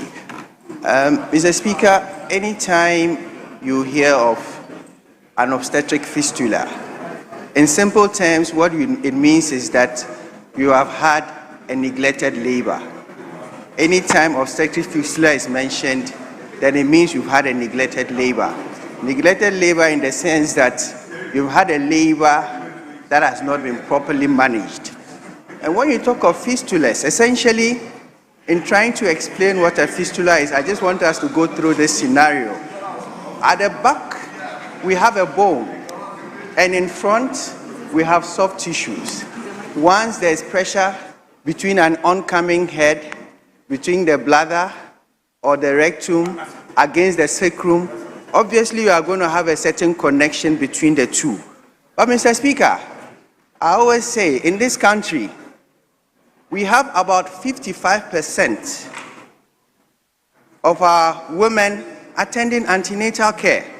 It is only when we attend antenatal care, proper antenatal services, that we are able to pick up these risk factors that we are talking about. We'll find out that this lady is a teenage patient that will know how to manage.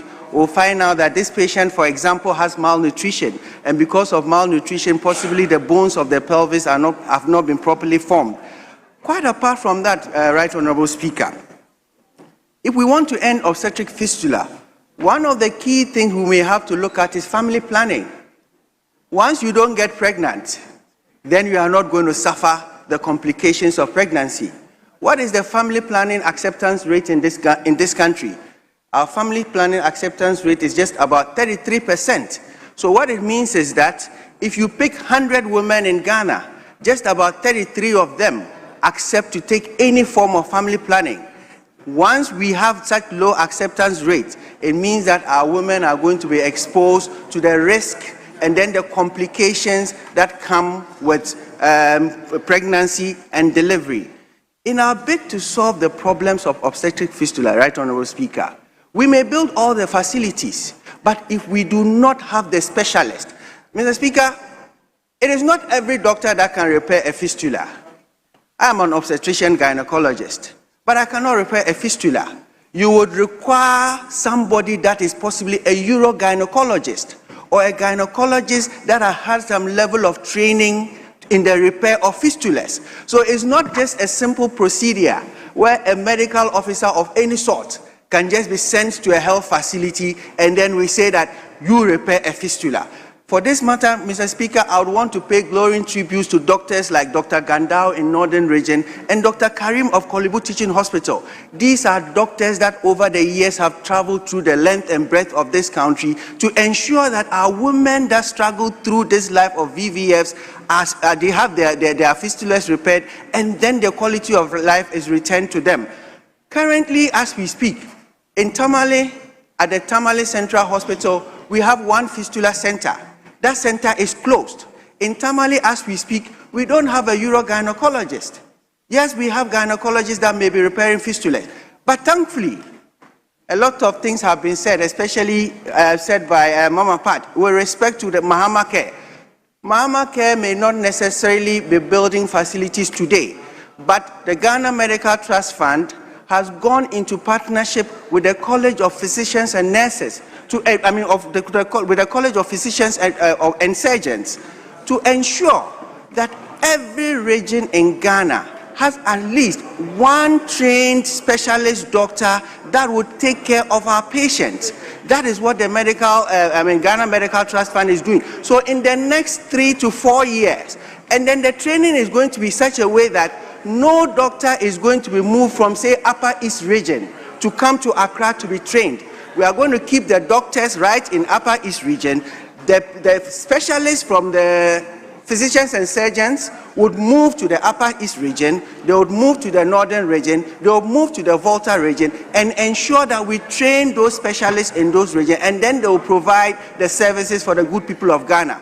It should be our resolve as a country that no woman who has decided to bring forth life should suffer any form of complication whatsoever, be it maternal death, be it fistula. You and I, every member of parliament, every Ghanaian, every woman deserves that dignity of childbirth.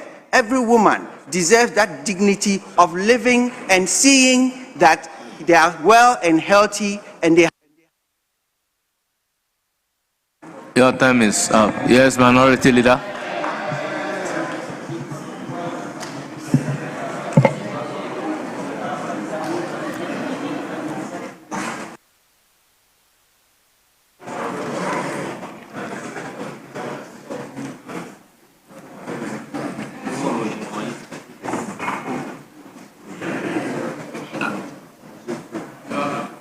Mr. Speaker, thank you for the opportunity. Mr. Speaker, I rise to associate myself with this very important conscience-stirring statement delivered by the Honorable Chairperson of the Parliamentary Caucus on Population and Development, who also doubles bona fide as the Deputy Minority Leader of our caucus. Mr. Speaker, what she has placed before Parliament is not merely a health report.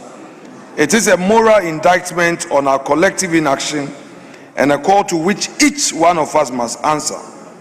And let us be very clear about what we are discussing.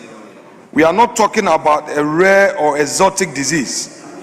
We're talking about a condition that results directly from the failure of our healthcare system to be present when a woman needs it most, and at the moment she tries to bring a child into this world. Mr. Speaker, at the risk of being repetitive, here are the statistics I would want to quote again. 12,000 women living with fistula in Ghana today. 845 estimated new cases every year. 60 to 200 cases actually repaired per year. 77% of cases left without surgical repair. Mr. Speaker, those numbers demand a pause. Every year we repair at most 200 cases, yet 845 new cases arise. We are not merely standing still, we are falling further behind. And at this rate, Mr. Speaker, 2030 global elimination target is not aspirational, it is fictional. And the fiction is being written in the suffering of women in our constituencies. Mr. Speaker,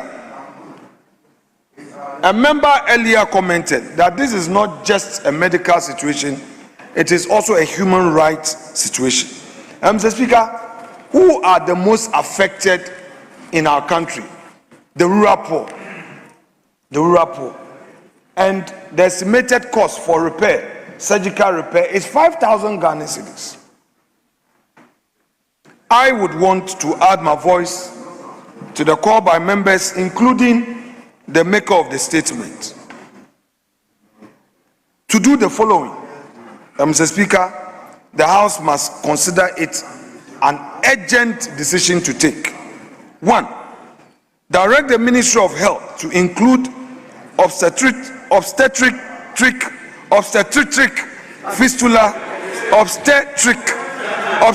fistula. Mr. Speaker, you know, when you are not in that field, like the lawyer talking about Latin, and when we use Latin, you have difficulty. Mr. Speaker, let us include obstetric fistula repair in the NHIS benefits package and in the new medical care Ghana Medical Fund, the law that we passed. Mr. Speaker, that must be done without delay. A 5,000 Ghana cedi out-of-pocket cost for a woman with no income is not a barrier. It is a wall. Second, we as a House must also direct a mandatory annual reporting from the Ministry of Health and Ghana Health Service on fistula cases detected, repaired, and still outstanding. What is measured is managed. What is reported to Parliament is accountable. Third, this House should direct a ministerial support for the expansion of fistula repair capacity from the current handful of sites to a network of facilities, particularly in the northern, upper east, upper west, and Volta regions, each with trained surgical teams and clear annual performance targets. Mr. Speaker, fourth, each one of us in this chamber must have a duty to commit to raising awareness in our constituencies, dispelling the stigma, the myth about curses, and the shame that keeps survivors hidden for years or decades. Our platforms are powerful precisely because our communities trust us. Mr. Speaker, finally, I add my voice to our colleague who, Speaker, we agreed on. Sure. Please give him extra time. Okay, thank you. Speaker, fourth, as members of Parliament, commit to raising awareness in our constituencies. Extra 5 minutes. Dispelling the stigma, the myth about the curses, and the shame that keeps survivors hidden for years or decades. Our platforms as members of Parliament are powerful precisely because our communities trust us. And Mr. Speaker, the final recommendation for action, I would want to repeat the point made by our colleague who spoke before me and is a practitioner in the medical field, a medical doctor.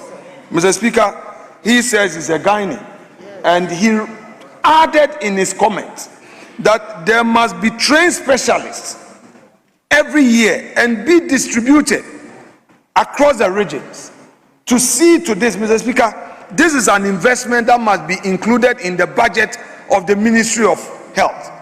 And since the Deputy Minister is here, and I'm sure she is taking note for the Minister, in the media review, this must be a serious matter to be considered in the budget for the Ministry of Health, or that any emergency funding arrangement must be provided for in the budget so that this training, Mr. Speaker, is done. Mr. Speaker, that said, I would want to quote what the Honorable Member said in a statement. Quote, "A fistula is a problem we can address." I agree, and I would want to add, a problem we have chosen not to address until now is a choice that reflects our values as Parliament. Let us choose differently today. End quote. Mr. Speaker, hepatitis B came to this floor, became an issue on this floor, that we have HIV being covered by health insurance, yet hepatitis B is not covered by health insurance.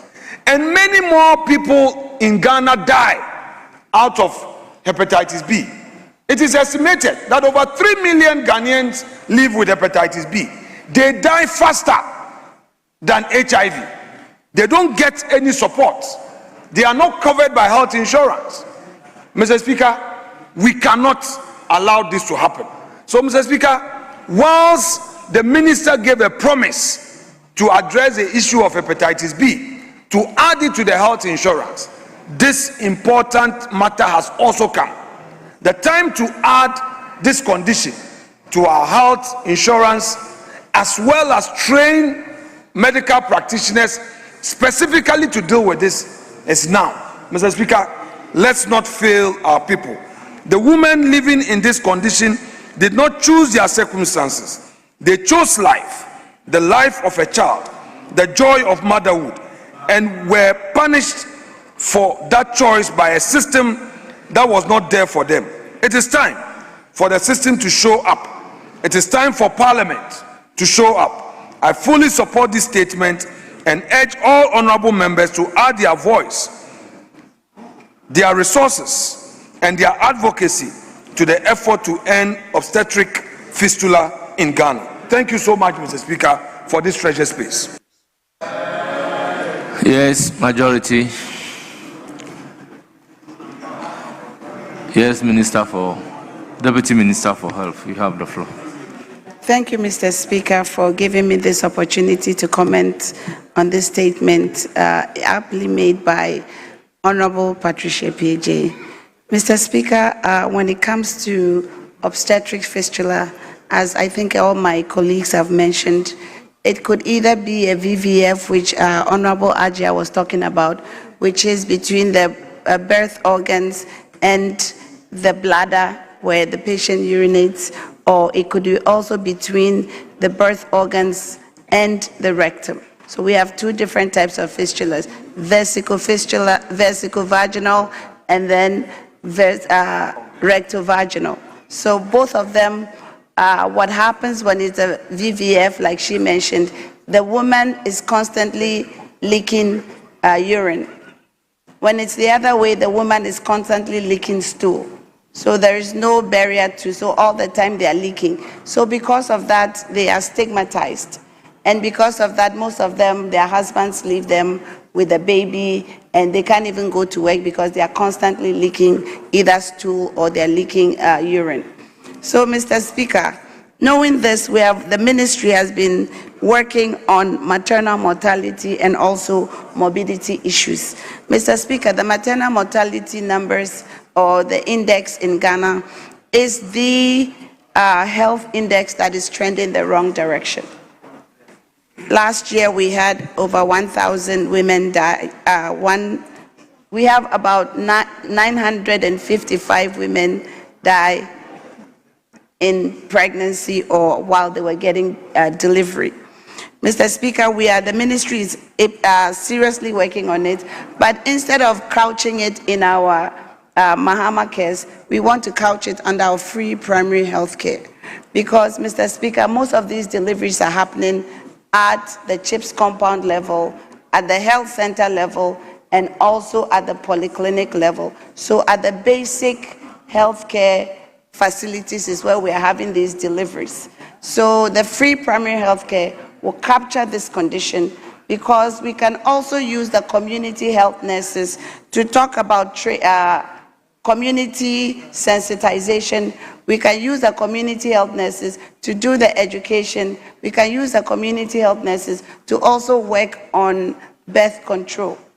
Mr. Speaker, if we're able to do that and we are able to screen them properly, we can identify the high-risk women at that level, because the research shows that at least 80-something% of these women are attending scale birth deliveries. So these are not the women that are having the babies at home. They are actually coming to health professionals for this delivery. So that means that, one, either we are not identifying them at the source, we are not screening the high-risk women and escalating their care to the appropriate care, or that there's something inherent in the operations that we are doing in terms of the cesarean sections, or that we are missing when the birth is obstructed, as Honorable Hadia said, we are not able to bring them to skilled surgical care.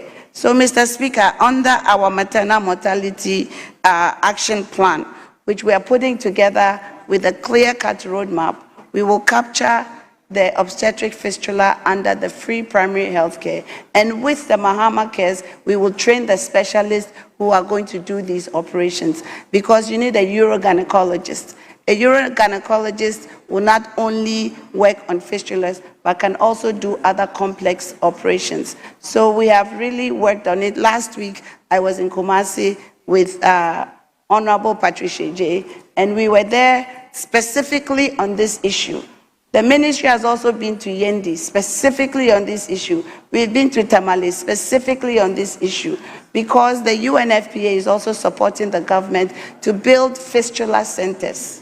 So we have standalone fistula centers, one in Yendi, where the family can even come and live there, and then we can do the surgery and do appropriate post-operative care. Yet last week when Mama Pat, or Honorable Patricia J, and myself went to Kumasi, we have also lobbied the UNFPA to actually build a standalone fistula center in Konfanochi Teaching Hospital. So, Mr. Speaker, the government is on course. This issue actually has been assigned to me in terms of maternal mortality and morbidity issues, and we are diligently working on it under the leadership.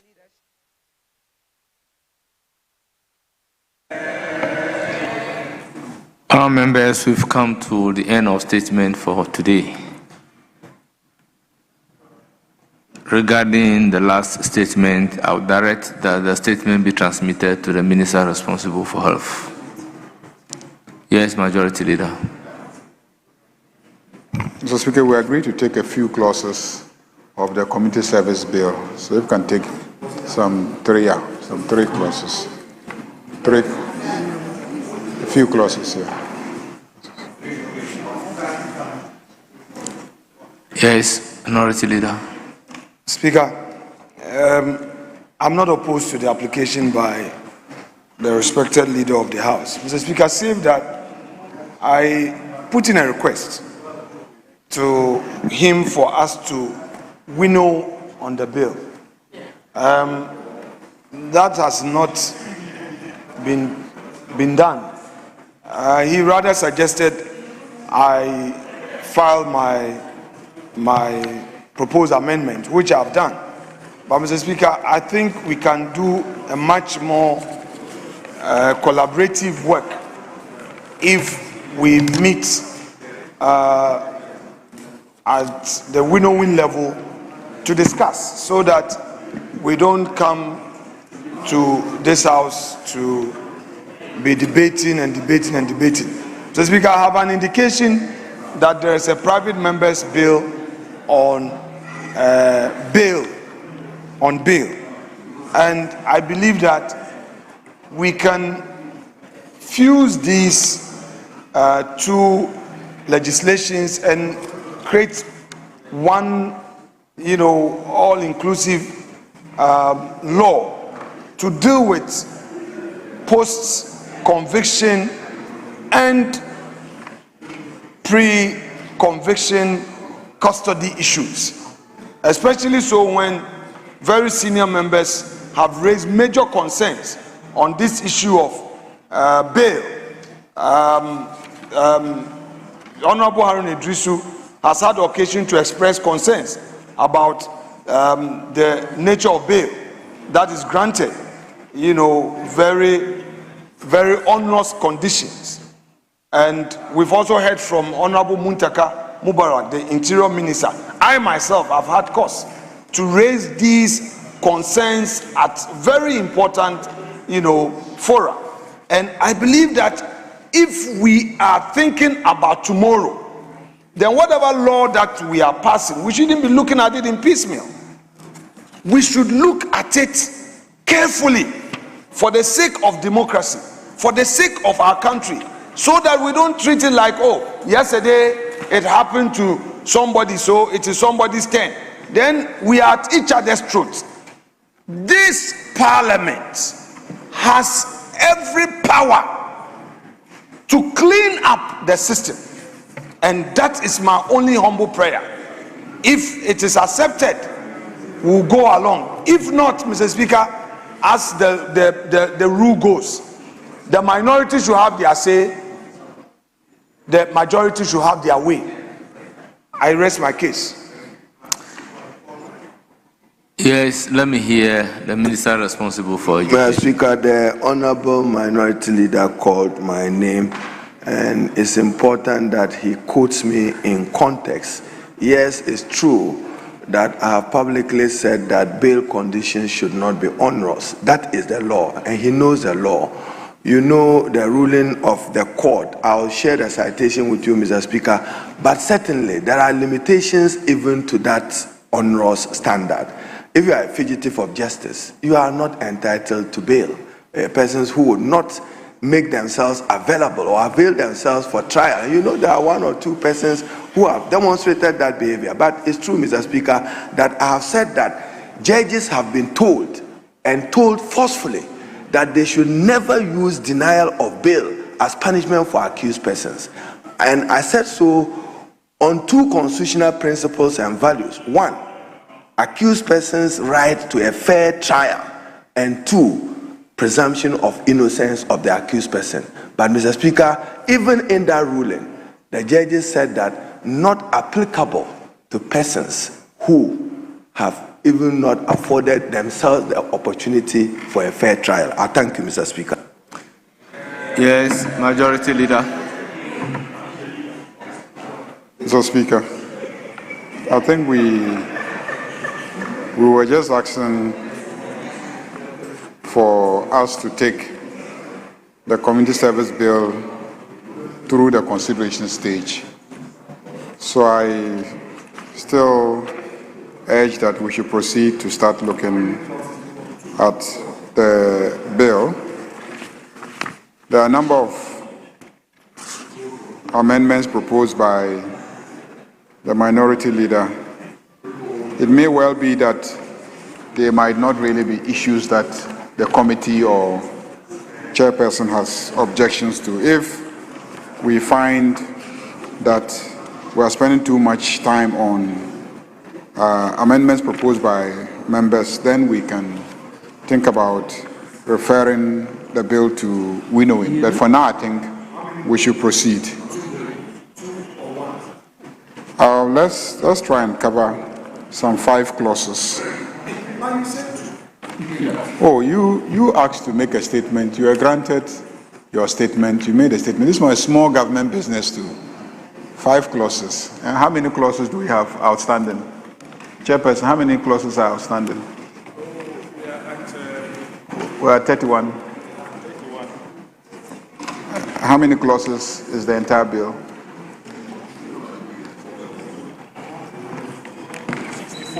54. So let's just do 64.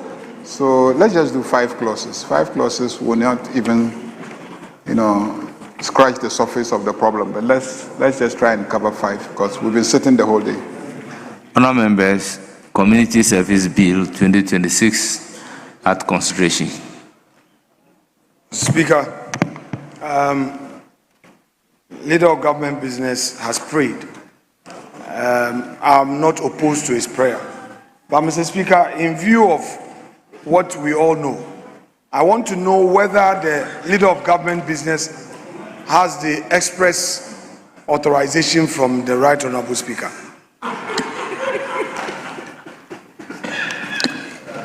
For us to proceed. Community Service Bill 2026 at consideration stage. That's a matter between the leader of government business and the speaker. Yeah, Mr. Speaker, that is very important. Mr. Speaker, I agree with you that is between... Clause 22. Mr. Speaker, your minority leader But minority leader, sometimes we have to be fair. Mr. Speaker, that's fine. You raised this issue of taking bail into consideration in this bill. This has clearly been resolved in this House, that it cannot be. Now, if somebody has a private member's bill on bail, that clearly has not been communicated to the House. So, does it lie in your mouth, Mr. Speaker, to say that minority leader, you have the authorization of the Speaker? Oh, Mr. Speaker, we are all here to guide the process and to assist you. Please, I know what exactly you are doing. Clause 22. Chairman of the committee. Very well, Mr. Speaker, as it pleases you. As it pleases you. Clause 22, Chairman of the Yes, committee. Mr. Speaker. Amendment proposed after clause 22, insert the following new clauses. Please, clause 22. Do you have any proposed amendment? No. Mr. Speaker, we don't have an amendment. So it is for the consideration of the House. Yes. Mr. Speaker, clause 22(1)(b). The national coordinator shall ensure the effective. I would have proposed an effective implementation of the decisions of the board. Even the word management, what is it doing there? Unless, of course, when you are establishing the board, you said it was a management board. So delete the word management and just leave board. Management board. But Mr. Speaker, I'm traveling back the bill to see where management board was established. If you have a board, you have a board. But our composition of the management board is still a board. Why do you want to repeat management as you go along? But I want, Mr. Speaker, with your indulgence, and leave 22(1)(b), the word management, delete, and before implementation, add effective. So I'm taking it holistically. Honorable Majority Leader. And then the word community service. Honorable Minister for Education, I will take you to have a look at clause 4, clause 5, clause 6. Mr. Speaker, abandon. You establish a management board. Thank clause you. 7 and clause 8, as well as clause 9. Very well. Any further consideration? But Mr. Speaker, my effective before implementation, insert effective before implementation, 22(1)(b), shall ensure the effective implementation of the decisions of the management board. Thank you. Yes, Chairman of the committee. Mr. Speaker, we are not opposed. It embellishes the construction. So, Honorable Minister for Education, adopt the right rendition, effective and efficient. So move your amendment and let me put a question. Mr. Speaker, I so move. Clause 22(1)(b) shall ensure the effective and efficient implementation of the decisions of the management board. I so submit. Thank Members, you. the proposed amendment is for your consideration. Proposed amendment by the Minister responsible for Education is for your consideration.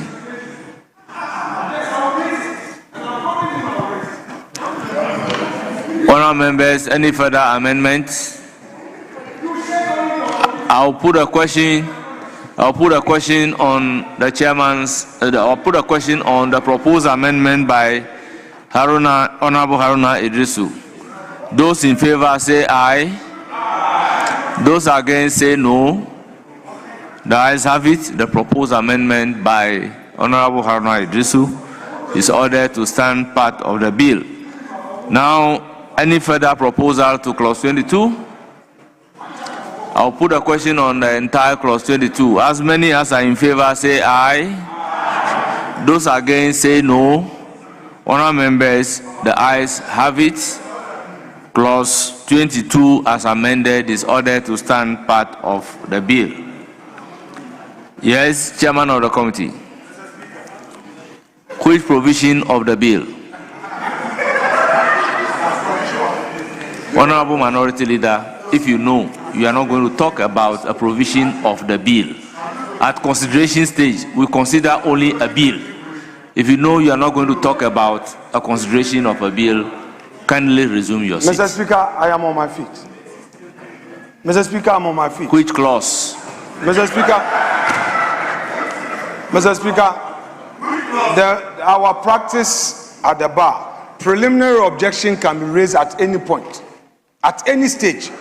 Honourable member, Mr. Speaker, when a maize is tilted, yes, for consideration of a bill, it is for a purpose. At least, if not for my sake, you have to respect the maize. Mr. Speaker, I have heard you. Out of great deference to you and the maize, I will rest my case. But Mr. Speaker,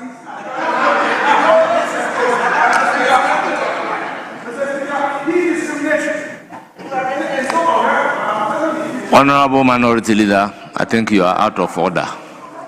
Yes. Amendment proposed, Mr. Speaker, after clause 22, insert the following new clauses. Deputy National Coordinator.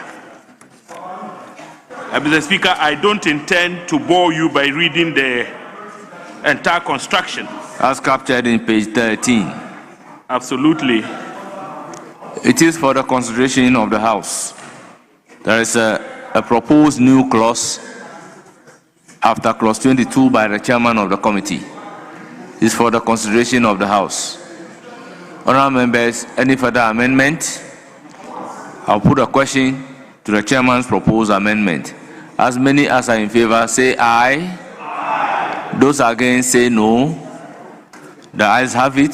The proposed amendment by the chairman of the committee as a new clause after clause 22 is ordered to stand part of the bill. Clause 23. Staff of the Secretariat. Chairman of the committee. Mr. Speaker, we don't have any advertised amendments. It is, however, for the consideration of the House. Yes. Mr. Speaker, clause 23, with your leave and indulgence, 23(1), second line, appoint other officers, whether they want to insert other officers necessary for the efficient and effective performance of the functions of the Secretariat. Thank you. It may not be harmful if they are lifting the exact provisions of Article 195 of the Constitution. But the President shall, in accordance with Article 195 of the Constitution, appoint officers, appoint other officers, because you've already given the President a mandate to appoint a national coordinator, a deputy national coordinator. It's just a suggestion to the chairman. Thank you, Mr. Speaker. Yes, but all other officers are appointed by the President. Is either appointed directly by the President or on authority of the President. Article 195. Mr. Speaker, so you have used my word, other officers. I'm adding the word other. Other officers necessary. Other officers, appoint other officers necessary in 23. But it does no harm though, Mr. Very Speaker. well. Chairman of the committee, what is the constitutional language in Article 195? Mr. Speaker, I would refer quickly to the Constitution 195. 195.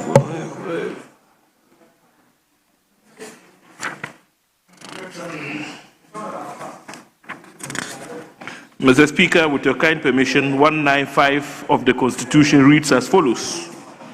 Subject to the provisions of this Constitution, the power to appoint persons to hold or to act in an office in the public services shall vest in the President, acting in accordance with the advice of the Governing Council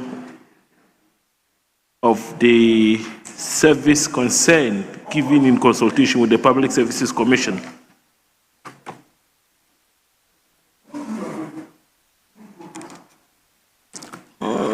Mr. Speaker, with the constitutional provision, Minister for Education, what do you say? Very well. I'll put a question to clause 23. As many as are in favor of clause 23 standing part of the bill, say aye. Aye. Those against, say no. Yes. Still on clause 23. I think we should leave it the way it is. He has put a question. I lost. Oh, okay. I thought we were taking the amendments to the. He read the. No, he has abandoned it. So I'll put a question again. As many as are in favor of clause 23 standing part of the bill, yes. Mr. Speaker, one more, since the policy promoter is here. 23, performance of the functions of the secretariat. When you have staff of a secretariat, you have staff of an institution. Is it not the community service they are serving, or a secretariat? I have a difficulty with the use of the word functions of the secretariat. They must, the President, in accordance with Article 195 of the Constitution, appoint officers necessary for the efficient and effective performance of the functions of the service, not the secretariat. I mean, you are putting in staff, like parliamentary service. Look at the marginal note of 23. Okay, thank you, Mr. Speaker. I'll refer to it. Staff and secretariat. That's a marginal note. So we are dealing purely with the secretariat. I'll put a question. As many as are in favor of clause 23 standing part of the bill, say aye. Aye. Those against, say no. The ayes have it. Clause 23 is ordered to stand part of the bill. Clause 24. Internal Audit Unit. Chairman of the committee. Mr. Speaker, we don't have any advertised amendments. It is for the consideration of the House. Honourable members, any proposed amendment? In the absence of any proposed amendment, I'll put a question on clause 24. As many as are in favor, say aye. Aye. Those against, say no. Honourable members, clause 24. The ayes have it. Clause 24 is ordered to stand part of the bill. Clause 25. Funds of the Secretariat. Chairman of the committee. Amendment numbered II at page 13. Amendment proposed. Delete and insert the following. Funds of the Secretariat.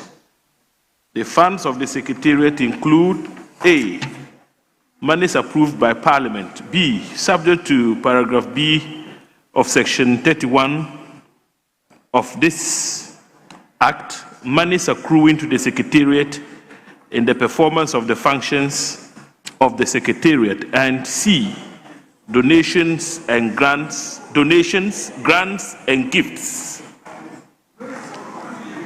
So, Chairman of the committee, why not consider the B being an internally generated fund of the Secretariat?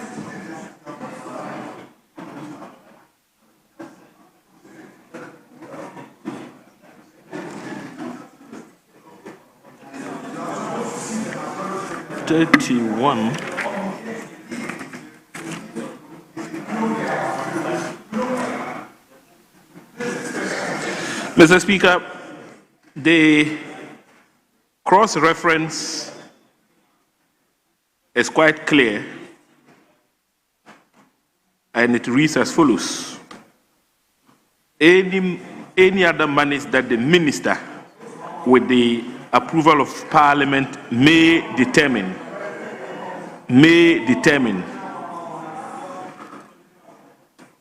So if you take into account the cross-reference, Mr. Speaker, it would be very important to still have the rendition very well the way it is. I'll put a question. In the absence of any further consideration. Yes, Honourable Minister for Interior. Thank you very much, Mr. Speaker. Mr. Speaker, I want to find out from the chair which of the amendments is taken. Because if you look at the 25, in the committee's own report, they were more elaborate. Even though I know, Mr. Speaker, you have some reservation about one of them. It was in A, B, C, and D. But what he is taking now, I don't know.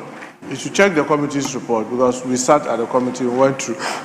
Because in the committee's report, it was to delete and insert the following: source of monies for the fund.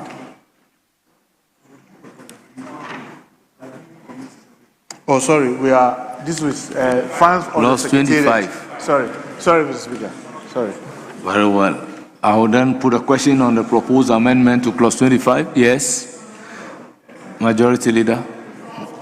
Yeah, I think the proposal to amend by cross-referencing 25 and 31 appears to me to betray some inconsistency in drafting, because you really cannot establish a difference between funds of the Secretariat as elaborated in 25A, B, and C, and sources of money for the fund, because monies approved by Parliament is a source of money, parliamentary allocation to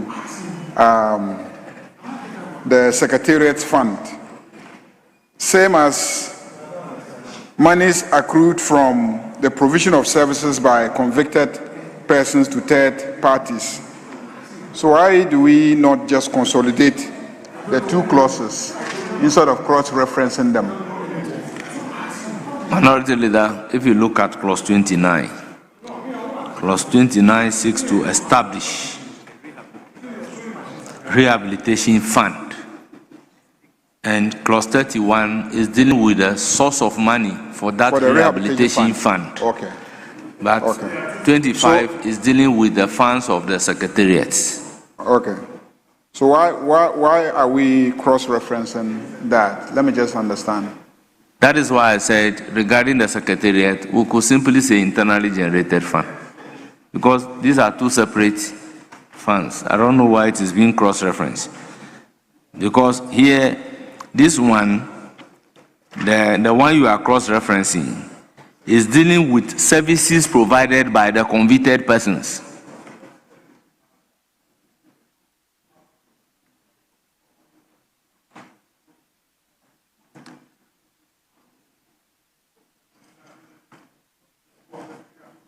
Mr. Speaker, sorry. Yes. Mr. Speaker, the distinct character of the funds in question is further underscored by clause 31. And if we get to 31, Mr. Speaker would find that 31C actually talks about 5% of the share of the District Assembly's common fund. 31 for each District Assembly, subject to the formula approved by Parliament in accordance with Article 252 of the Constitution. Yes, that one, if you come there, we'll look at the Constitution and determine whether we can legislate on that. Not. But in the meantime, if you don't do the cross-referencing, you run into problems. No. Right from the outset. You see, look at the 25. 25, the B, you are saying monies accruing to the Secretariat in the performance. Monies okay, I've moved to 31. 25 is saying the B is saying subject to paragraph B of section 31 of the monies accruing to the Secretariat in the performance of the DC. So paragraph B of section 31 is saying at least 25% of monies accruing to the Secretariat in the performance of. So if you are establishing money, source of money for the fund, I think the source of money for the fund should be different from the source of money for the Secretariat.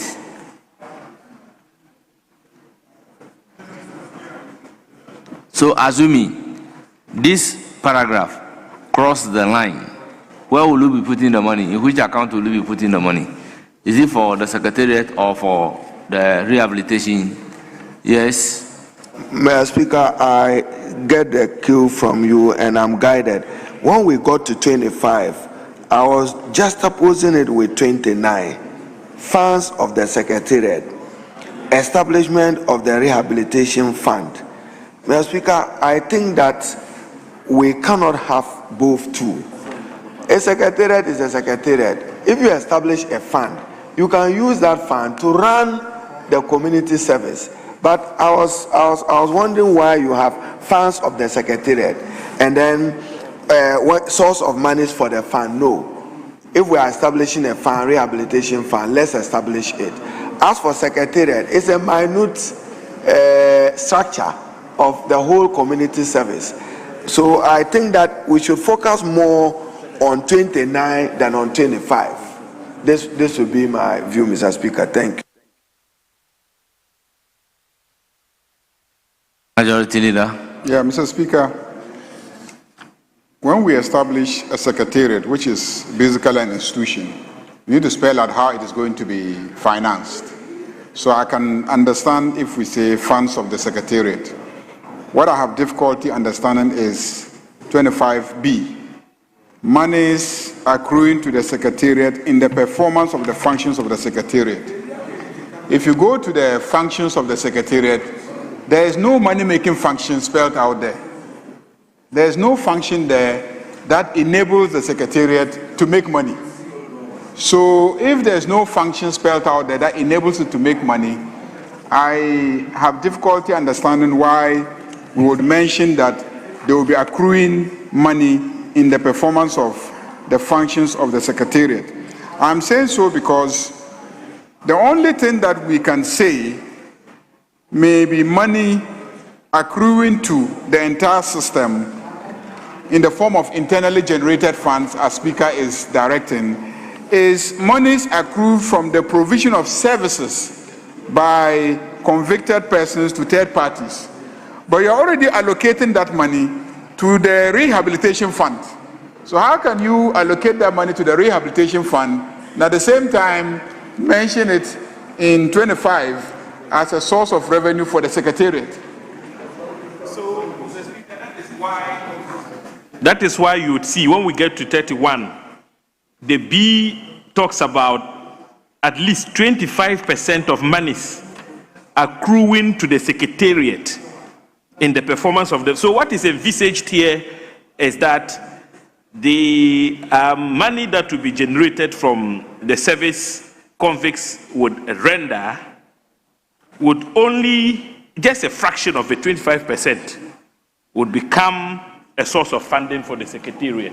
So that the chunk of it would become a source of funding for the rehabilitation fund.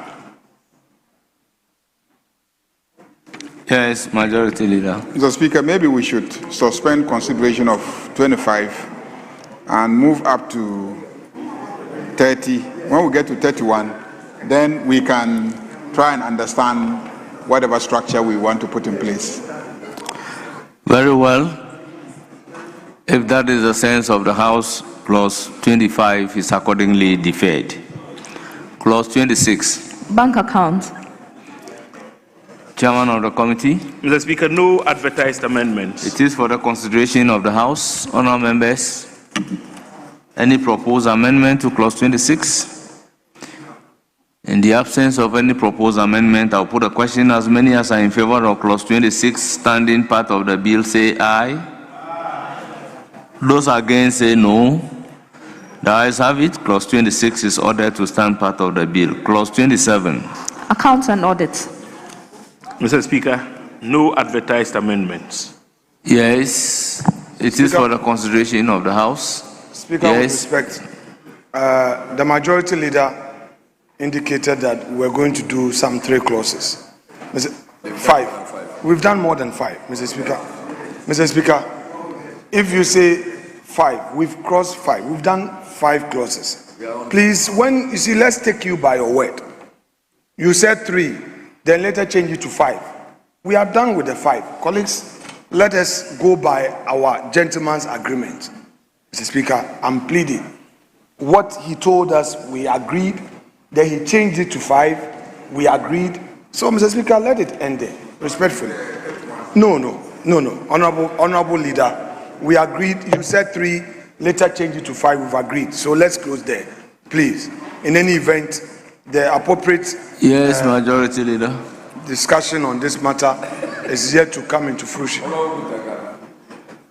Mr. Speaker, I do agree with him. I know that several times they have called on this House to work 24 hours, pursuant to the 24-hour economy, policy. They have called on this House several times. And especially Jerry. Jerry has consistently expressed his commitment to work 24 hours. I'm surprised that today he's curtailing, proceedings at 7 o'clock. So 7 p.m. So let's members, from clause 26 to 30, there is no advertised amendment. There are no amendments. That's why I want us to stop there. Mr. Speaker, if you want us to stop at 30 because there are no amendments, I agree that we stop at 30. That's fine. No problem. Clause 27, Chairman of the Committee. Wait, clause 27. Mr. Speaker, we have no advertised amendment. Let them read the clause. Accounts and audit. Chairman of the Committee. No amendments, Mr. Speaker. It is for the consideration of the House. Honourable members, any proposed amendment? Honourable members, in the absence of any proposed amendment, I'll put a question. As many as are in favour of clause 27 standing part of the bill, say aye. Those against, say no. The ayes have it. Clause 27 is ordered to stand part of the bill. Clause 28. Annual report and other reports. Chairman of the Committee. Mr. Speaker, we have no proposed amendments. It is for the consideration of the House. Honourable members, any proposed amendment?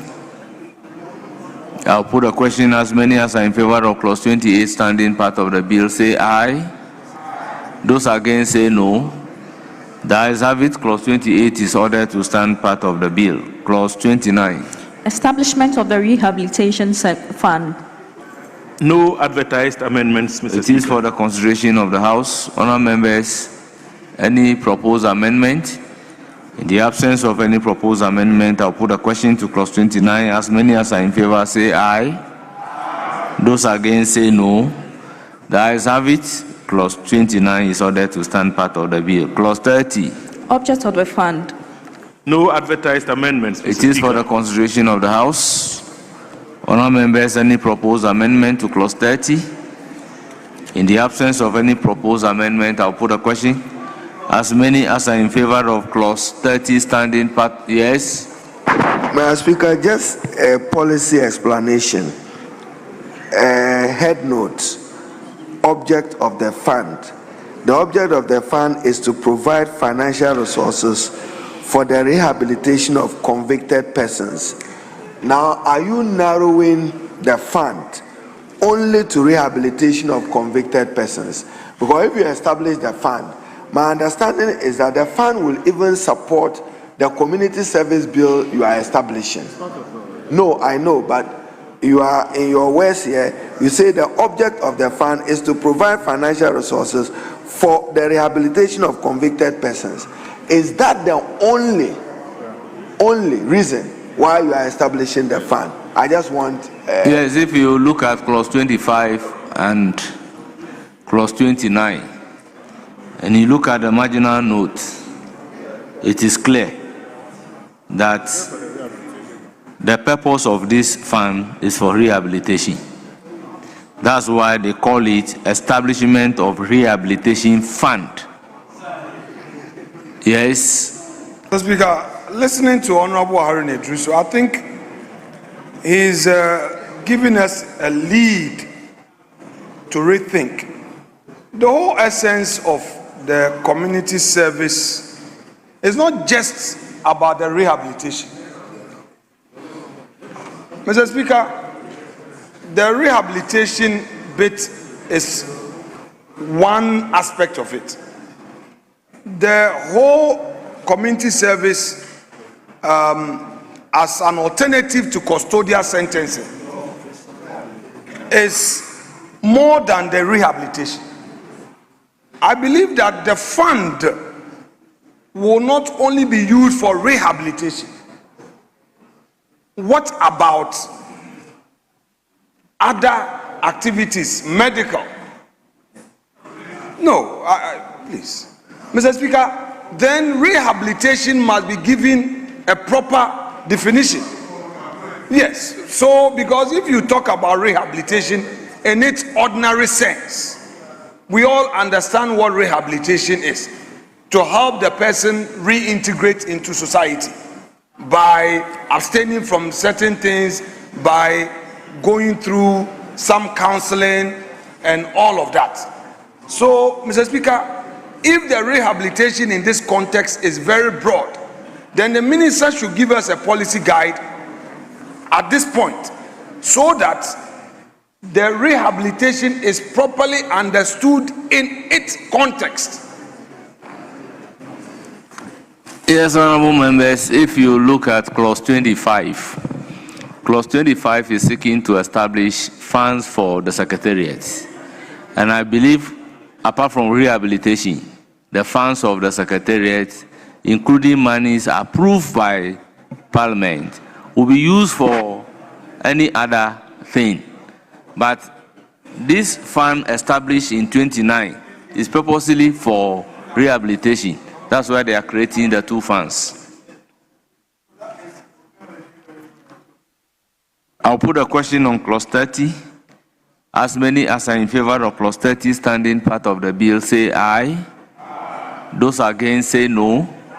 The ayes have it. Clause 30 is ordered to stand part of the bill. Yes, Majority Leader.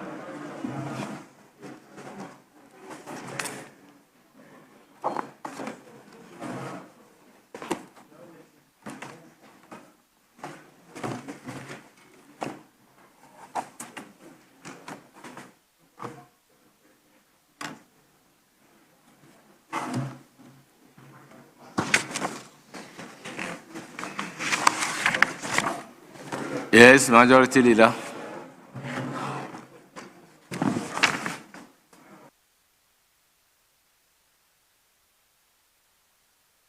Microphones are suffering from doom, so. Okay. Yeah, Mr. Speaker, there's an amendment advertised by no, there's an amendment advertised by the minority leader. No, you advertise an amendment.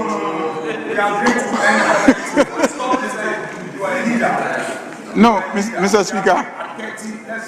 Speaker, he advertised an amendment. So I want to find out whether he is interested in taking his amendment. You are interested in your amendment, but not today.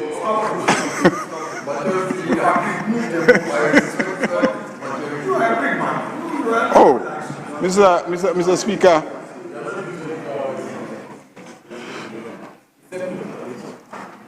We started at 2 o'clock, so we've done 5 hours. We started at 2.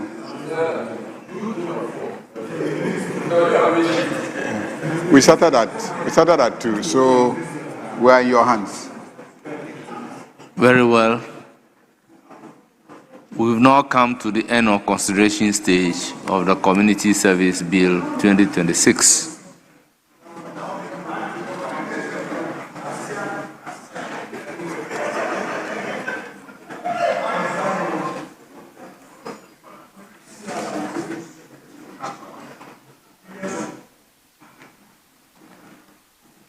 Honourable members, we have sat in excess of 5 hours.